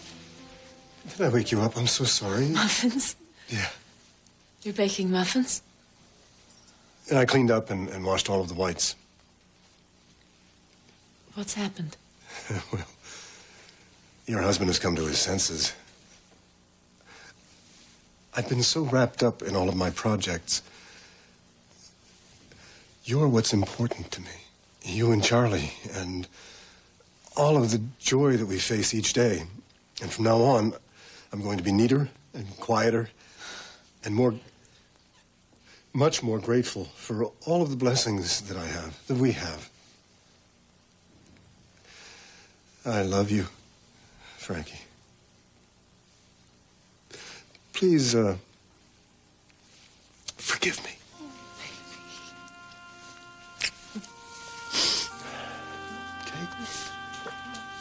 It's going to be all right. Everything is going to be all right.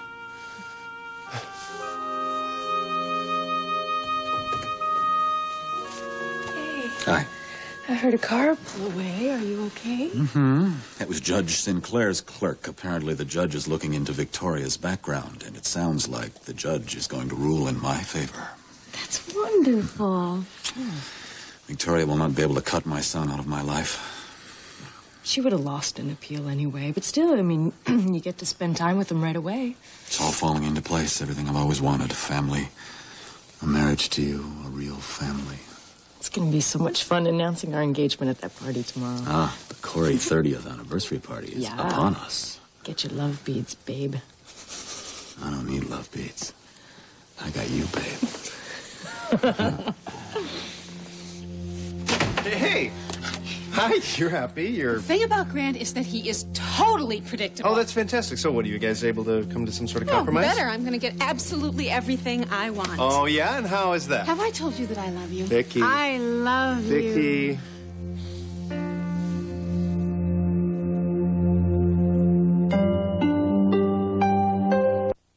Shaw. Now, you are welcome to come out and inspect anytime, unannounced.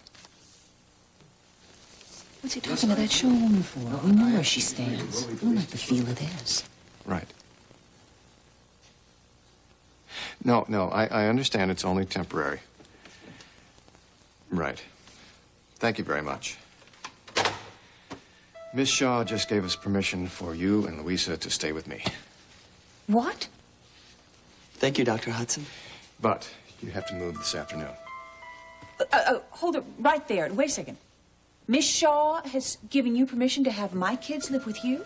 What, Kate's staying at the farm with us? Not Kate, Josie, just Tomas and Louisa. Excuse me, don't I have a say in this? Would somebody please tell Kate why all these arrangements are being made without Kate knowing? I I think we need to set up the serving tables now, please. Thank you. Hey. Hi, sweetie. This is certainly less than perfect weather for our anniversary celebration. It's going to be great. It's going to be great. Your father would be very proud. Yes, he would, considering Corey's made it through 30 years. I hope the weather holds, though. They're predicting rain. Great. Then our guests will just have to strip and skinny dip. It'll be like Woodstock. You're certainly not in much of a party mood. Where's Carl? He's not back yet. Oh. Well, he is making an appearance today, isn't he? I don't know. Mom, you have to tell him this is a command performance. I don't know where he is. This is ridiculous. How can we celebrate the past and the future of Corey Publishing when the chairman of the board is missing?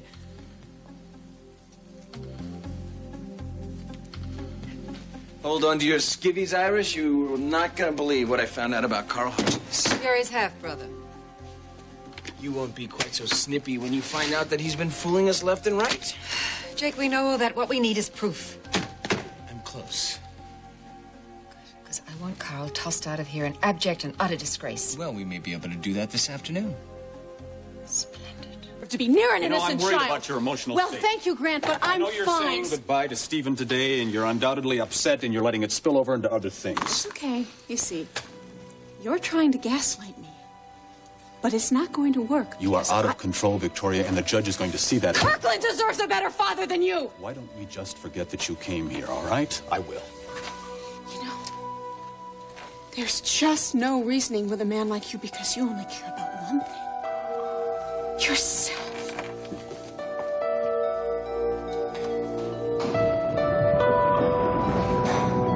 Shaw decided that Louisa and I had to be moved to foster care immediately. Why now? She gave you a deadline to produce your records. You missed it. It was up yesterday. Since you didn't produce the documentation on time, she had to take some action. And the first thing was to move my kids out. Kate, she has a rule book to back her up. I thought this would be best for everyone. At least this way, Tomas and Louisa will be kept together. If it hadn't been for Dr. Hudson, we would have been sent to different homes by now. John, this is incredible. I'm sorry. I had no idea. I mean, why didn't you say anything to me? You were already so upset, I didn't want to make it worse. This is unbelievably generous of you. Well, I said I'd help. Yes, but this goes above and beyond anything we could have expected. It's all right. I mean, we've got a lot of room. Are you comfortable with this arrangement? As long as Dr. Hudson lets me pay room and board. No, that's not necessary. Louisa and I are in charity cases. You know, the apartment's going to feel awful empty without you. As Dr. Hudson said, it's only going to be for a little while, Kate. Mm-hmm. Well, let's get you home. Let's get you packed, all right? I'll have some extra keys made. Why don't you meet me out at the farm in a couple of hours? Thank you, John. Sure. We won't forget this kindness.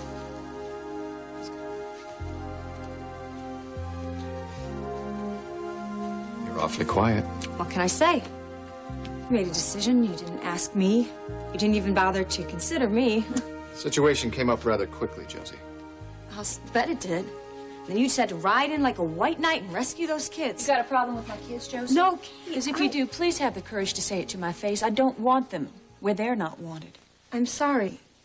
I haven't had a chance to speak with Josie yet, Kate. Just don't worry, all right? Tomas and Louisa will carry their own weight, and we'll be gone as soon as we can be.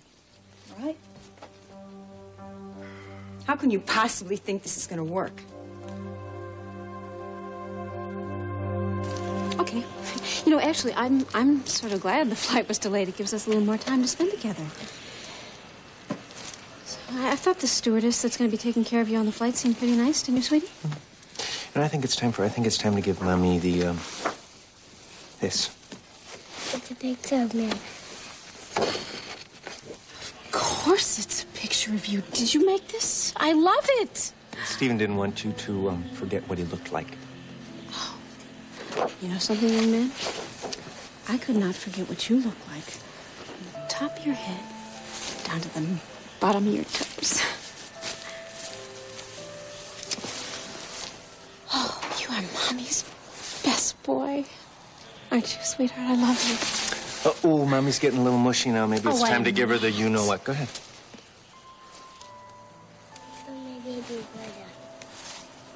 You want to give Mr. Jeremy Fisher to Kirk? Okay, all right, I'll see that he takes very good care of him. And, sweetheart, we will write you and we will call you all the time, okay? Hey, Stephen, it's time to get on the plane, okay?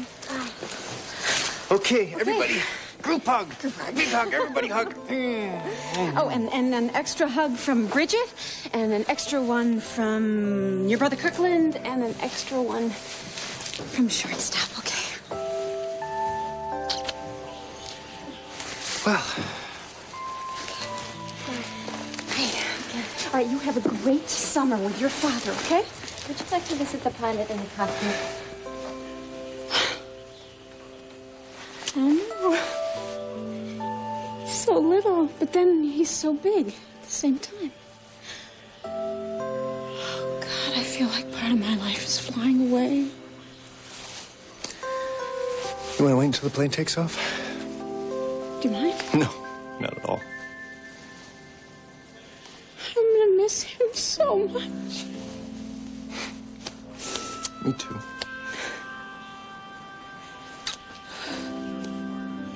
You were so confident Carl was in your camp, Rachel, you dumped me. But that was a big mistake, because as I told you before, Carl is out for Carl. Carl also buys companies on vacation. What kind of Most recently, a prominent firm named International Allied Chemical. So? Go on. It's a drug company, Paulina. A drug company with an outstanding record in research and development. That seals it for me. How much did he pay? Millions. He has millions. Carl wouldn't put up millions unless he stood to make millions more. Anybody want to guess what his angle is? He bought the company so he could develop and market F9? Of course he did, it's obvious. Even if that were true, we don't know that Carl has the drug. But you think he plunked down a fortune so he can be ready in case it falls in his hands? Scuttlebutt around International Chemical is that they're on the verge of some major breakthrough in current research. That's what it is, scuttlebutt. You just said it's a rumor. Physicians are already vying for grants, and since Carl bought International Allied, their stock has been rising steadily. Maybe Jake is onto something here, Rachel. If it were any plainer, it would smack you in the face. Carl has got the formula. So what if he does? It doesn't mean that he's doing anything improper with it.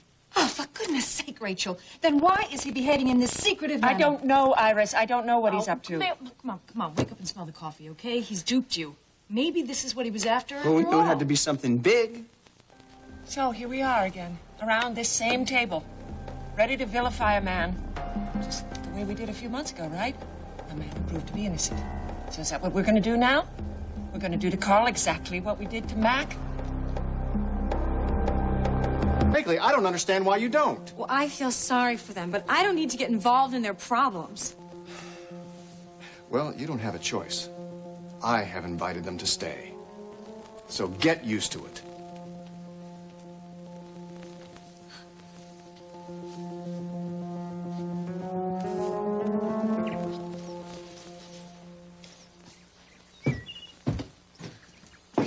Well, John's car's not here, so I guess we'll just wait on the porch. I always wondered what it would be like to live on a farm. Something about this place. I don't know. Maybe it's the sunlight. Reminds me of my porch back home, North Carolina.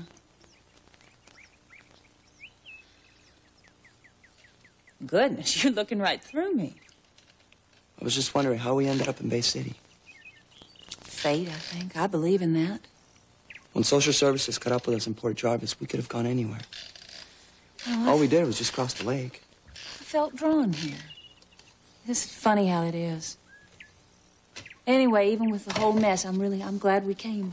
I am, aren't you? Right now, I'm not so sure. Look, what's most important hasn't changed. You and Louisa are still together. You're still in school, and I'm keeping my promises. Let's hope we can stall Miss Shaw until July. See, that's the spirit, darling. Soon you'll be her legal guardian, you'll be 18, and we can just tell the government to butt out of our business. That day, I'm going to set off fireworks in the Capitol. What else? What is it? What are you fretting about?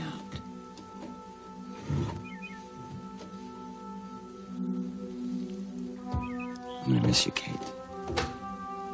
I'm gonna miss you too. Truth be told, I'm not sure who I am without you and Louisa.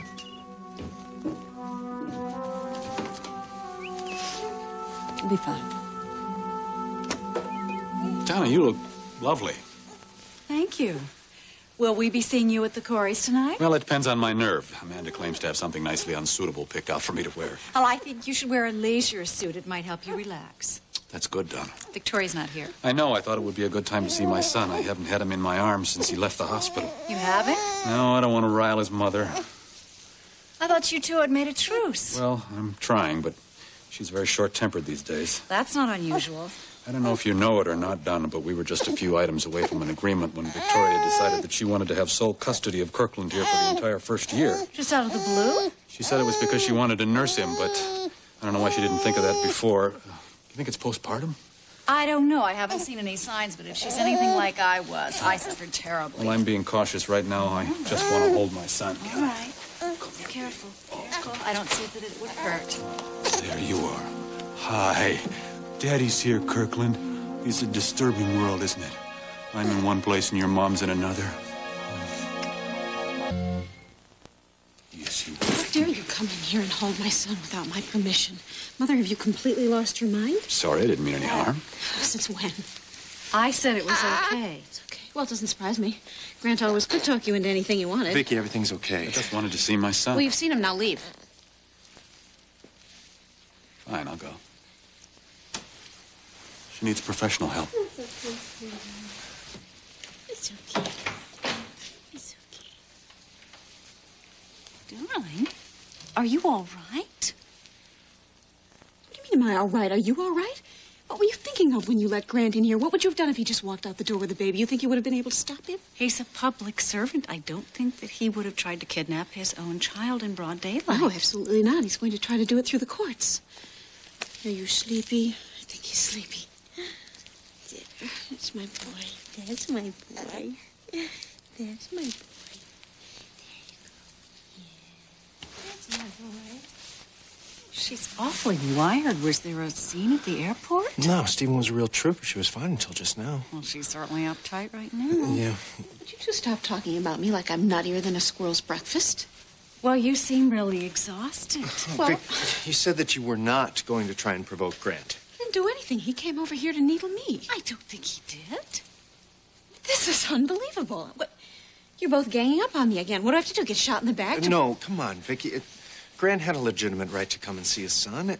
Not without permission. He was behaving very reasonably. Oh, and I'm not? No, Vic, as soon as you asked him to leave, he did. He didn't create a scene or Oh, anything. unlike the one I'm creating, right? Well, why can't you see him for the man he really is? What, are you totally being sucked in by this compassionate father bit? It's just a big cover-up. For what? For me. He's trying to make me pay for my love for Ryan. Darling, there's a child involved now. Don't argue with me, all right? Now, I still understand Grant better than anyone else, all right? It's not my fault if we couldn't come to an agreement. Grant always gets what he wants, doesn't he? Get you. Yes, he did for a while. What? You had to have known that once you asked for custody for a full year, that Grant was going to try and defend himself with everything that he So had. now, all of a sudden, this whole thing is my fault? No, there's no fault involved here, honey. But you are your own worst enemy. Okay, please, don't sit here and tell me what's wrong with me, all right? I have Grant telling me what's wrong with me day and night. I don't need it from you two, and if you two would just leave, I would appreciate Vicky, it. come Would on, you leave? please, look. I want to be alone.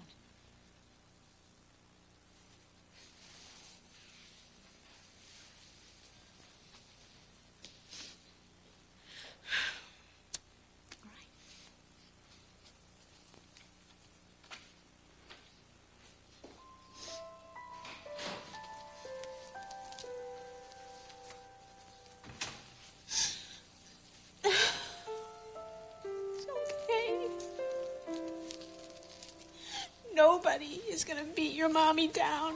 Nobody. It's okay. I know what I have to do.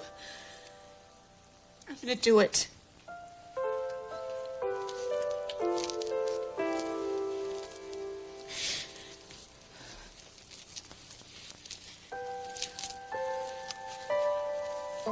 You're condemning Carl without any proof. We're asking questions. We have to. He bought a pharmaceutical company. Matt bought the rainforest, but he didn't destroy it. Would you please stop these odious comparisons between that man and my father? It's sickening. There is one parallel that I can't ignore.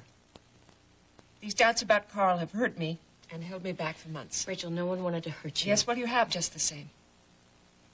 You were wrong once before, you'll be wrong again. I can't listen to any of you anymore. I'm going to have to listen to my own voice. The one that's telling you to forget what a horrendous person Carl is? Don't worry about it, Amanda. It's a waste of time. I just don't understand it. No. The one that's telling me that he's living his life differently now. Well, excuse me, ladies. I'll take this outside. I wouldn't want to interrupt the lecture.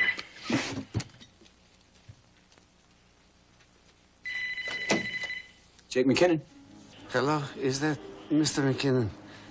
My name is Klaus Nasuno. Do I know you? No, we've never met. But I was once employed in the research area of international allied chemicals. I heard that you were in the Boston area making inquiries, that you have money for information. That's right. How may I be of service to you? Well, actually, I'm more interested in your new boss. Hutchins? Carl Hutchins. You know him? Yes, better than most. Look, I shall be flying into Bay City, where I would be very interested in meeting you. I think I may have what you need. Where? At the pay telephone. Gate 12 at the airport. And you should leave now. I'll be there. You're welcome. Iris has asked me to give you an update on F9. If this is a bad time, ladies, I can come back later. Not at all. We're very eager to find out what happened to the drug. I understand you have an anniversary party this afternoon. Yes, and we hope that you'll be coming along. I'm planning on it. Well, as you all know, the hospital has used its resources to try and track down any and every blind compound similar to F9. What is a blind compound? An unnamed and unapproved drug, my dear. Excuse me, Dr. Spader, for being terribly frank, but I'm very interested in a meeting you had with Mr. Hutchins the day of Kelsey and John's hearing. Shortly thereafter, you dropped the charges against them. Their testimony was very compelling, as was yours, Mrs. Corey. Yes, well, I'm more interested to know what Mr. Hutchins said to you that day. That made you change your mind about the doctors and their research. Why are you even bringing this up? Because I think it might be relevant to the disappearance of the drug. Carl Hutchins is your hand-picked chairman of the board. You're putting me in a very uncomfortable position. There's no reason for you to protect Carl. Every person in this room has their doubts about him. I'd like to help you, but I'm sorry, I can't. But I will keep you informed. The hospital finds any new information concerning the whereabouts of the formula. Thank you. You're welcome. I know this is important to all of you, especially to you, Paulina. Excuse me. He knows something. Of course he does. All that hedging was his clumsy way of covering up his suspicions of your lover. Oh, yes, and trying to safeguard your most generous support to the hospital. Well, quit, will you? Mom, this isn't personal. Oh, of course it's not. Rachel, deep down you know that Carl's as guilty as we do. You just won't admit that we were right all along. I want to thank you for everything you've done for us. You seem a little upset, Tomas. I'm having a hard time with what you said about Kate. It's hard talking to her like nothing's changed. For her, nothing has changed. But I thought I knew her. I know, it's awkward. Kate was the only person I can trust since my mother died. And now what? She's crazy? No, she's not crazy. Besides, that's a pretty meaningless word. She didn't seem messed up to me. I don't get it. It's a tough one. I keep hoping that Charlene, when she remembers her past, will hang on to some of Kate's strengths and memories. What if she forgets about that? What if she forgets about me and Louisa? I hope that won't happen. How can we help her? Just take it slow. And don't give up the faith. So I have to go and pick up Gregory. Relax.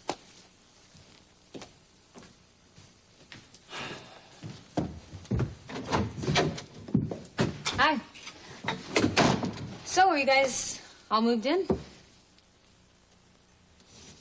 You don't have to pretend. I know you don't want us here. Tomas, it's not you. It's the situation. I don't want to cause any more problems for you guys. I really appreciate it if you took that ring off.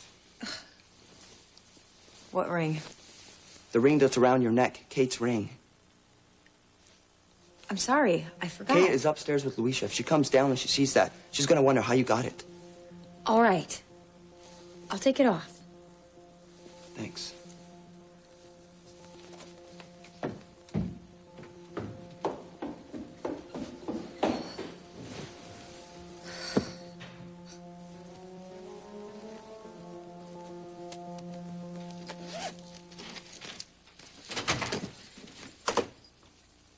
Safe for me to come in? Hi. No, I'm such a jerk. I'm sorry. I'm sorry. No, I it's hate me. You fighting were with upset, you. and I didn't say any of the I'm right fine things. now. I'm calm. So what have you been doing? Thinking. It's interesting. I've been thinking, too. I've Yeah? been thinking about ways to cheer you up. Really? Could you send Grant to Tibet for enlightenment? That should take a good 20 years. Yeah, it's a good idea, but actually I have something that is much better and will last much longer. Great. What? Tell me. I want to start planning our wedding. I want to find a minister, and I want to get married to you as soon as we both have a free date.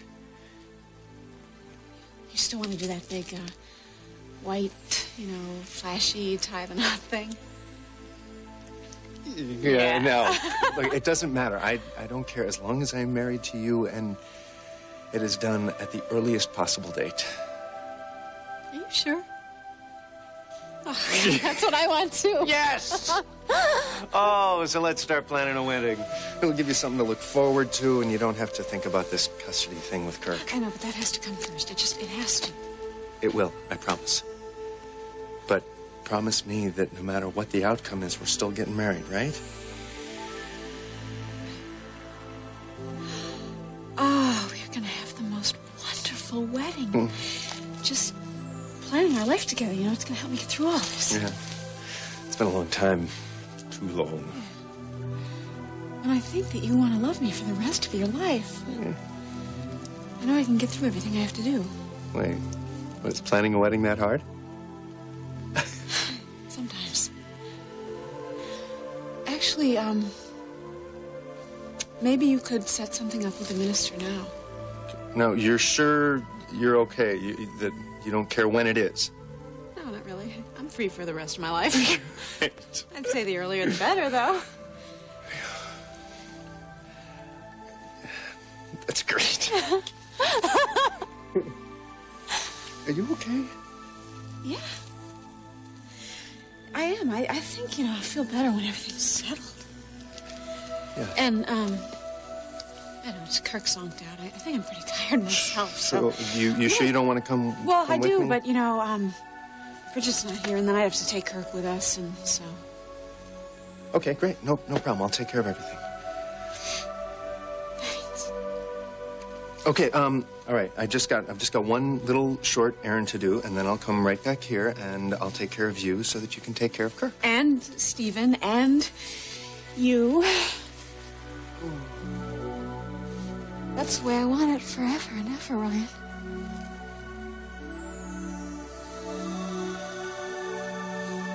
I love you so much.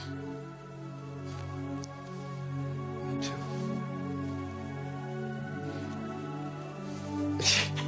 Are you crying? Yeah. I always cry at weddings. Kook. I know. I love you.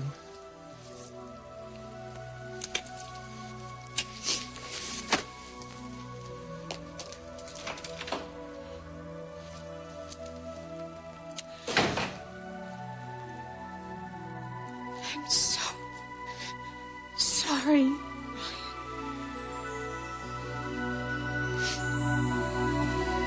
Don't forget, the big 30th anniversary celebration of Another World airs tomorrow. We're going to a party. So join in the fun on Another World tomorrow on It. The big 30th anniversary celebration of Another World airs tomorrow. We're going to a party. So join in the fun on Another World tomorrow on NBC.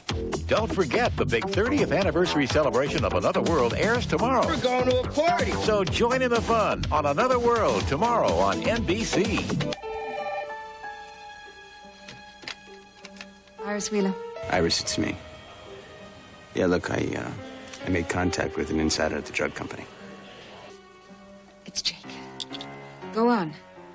I'm about to get concrete proof of Carl's guilt. You have everyone sit tight, and I'll call you in a few minutes. Bye. That's excellent. Don't anybody leave. Jake says he's got more information. Where's Rachel?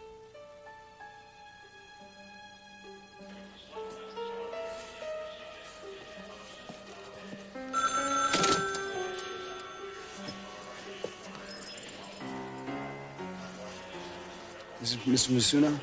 Please do not say my name again. And would you at least try and appear to be calm? All right, I'm calm, okay? If you're calm, stop turning around. Hutchins has spies everywhere. I'm risking more than you know. What do you want me to do? Sit in the row of chairs nearest you and face the window. Now, when you hear my voice, please do not turn around.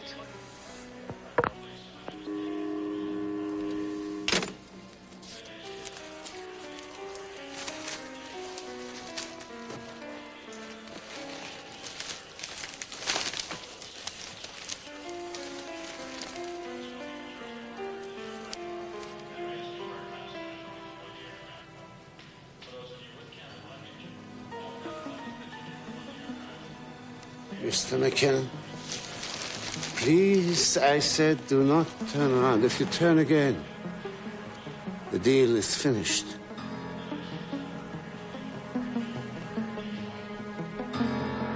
And the wolf said, a huff, a puff, and a blow your house down. Hi. Hi, Dr. Hudson. How you doing? Gregory, this is Tomas. Oh, hi, Greg. And this is Tomas's little sister, Louisa, and that's the hospital. Suppose I take the kids upstairs while you make a call? Well, thank you. Thank you very much. Come on, Greggy. Gregory, you can show Louisa your room. Yeah. You can show me your toys. You have toys? Want to go play with toys, Louisa? All right. Yes, this is Dr. Hudson. What are her vitals? No, When were they taken? Okay, here, Louisa, give it back. Give his truck back. Did she eat? No. Okay, Leave the medication just the way it is. It's okay, honey. It's okay. Right, let me speak to a resident. Okay. Here, you take this, Louisa. You take this one. Okay? Louisa. There you go. Sweetie. Listen, what's going on with Mrs. Mealy? No, that's to be expected. Did you order new blood gases? No, listen, it's always better to be safe. Case with Greg, we're gonna go play out in the swings. It's always better to be safe, so go ahead and do that. Yes. And when you get the results, give me a call as soon as possible. Right, thank you. Louisa had Gregory's favorite truck, the one that changes colors in the water. Is that it? Greg, you're gonna have to share. Well, she would pick that one. You know, I swear those kids have a knack. Well, they'll work it out. Greg loves having friends. So does Louisa. So it's not easy having someone helping themselves to your toys, is it? It's not. Next time Louisa will ask, all right? Where is she? Louisa, she is out on the swing with Tomas. You want to go out too? I think he would. Maybe I think the battle's over. Sure. Here. Come on. Go out. As long as you're not fighting anymore. Tomas, Gregory's coming out too. All right. Come on, Gregory.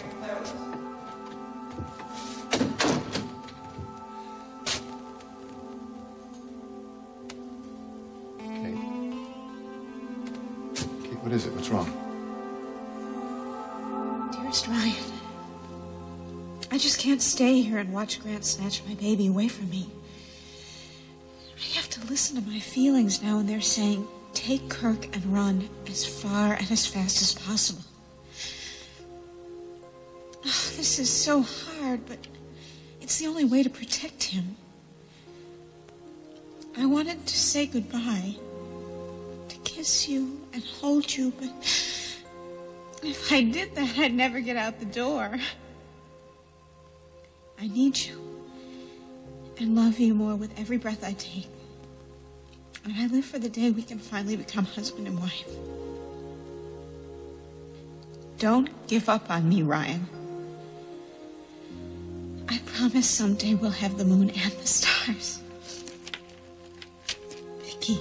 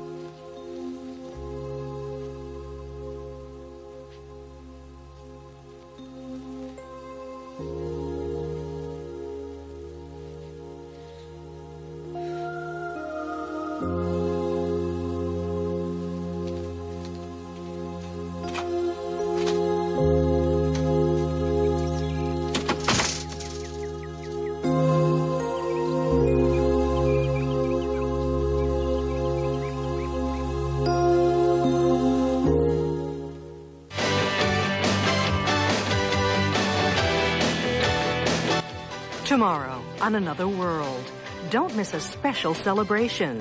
30 years of Another World, filled with special moments of the Corey Publishing legacy and special surprises. Another World's 30th anniversary, tomorrow on NBC Daytime.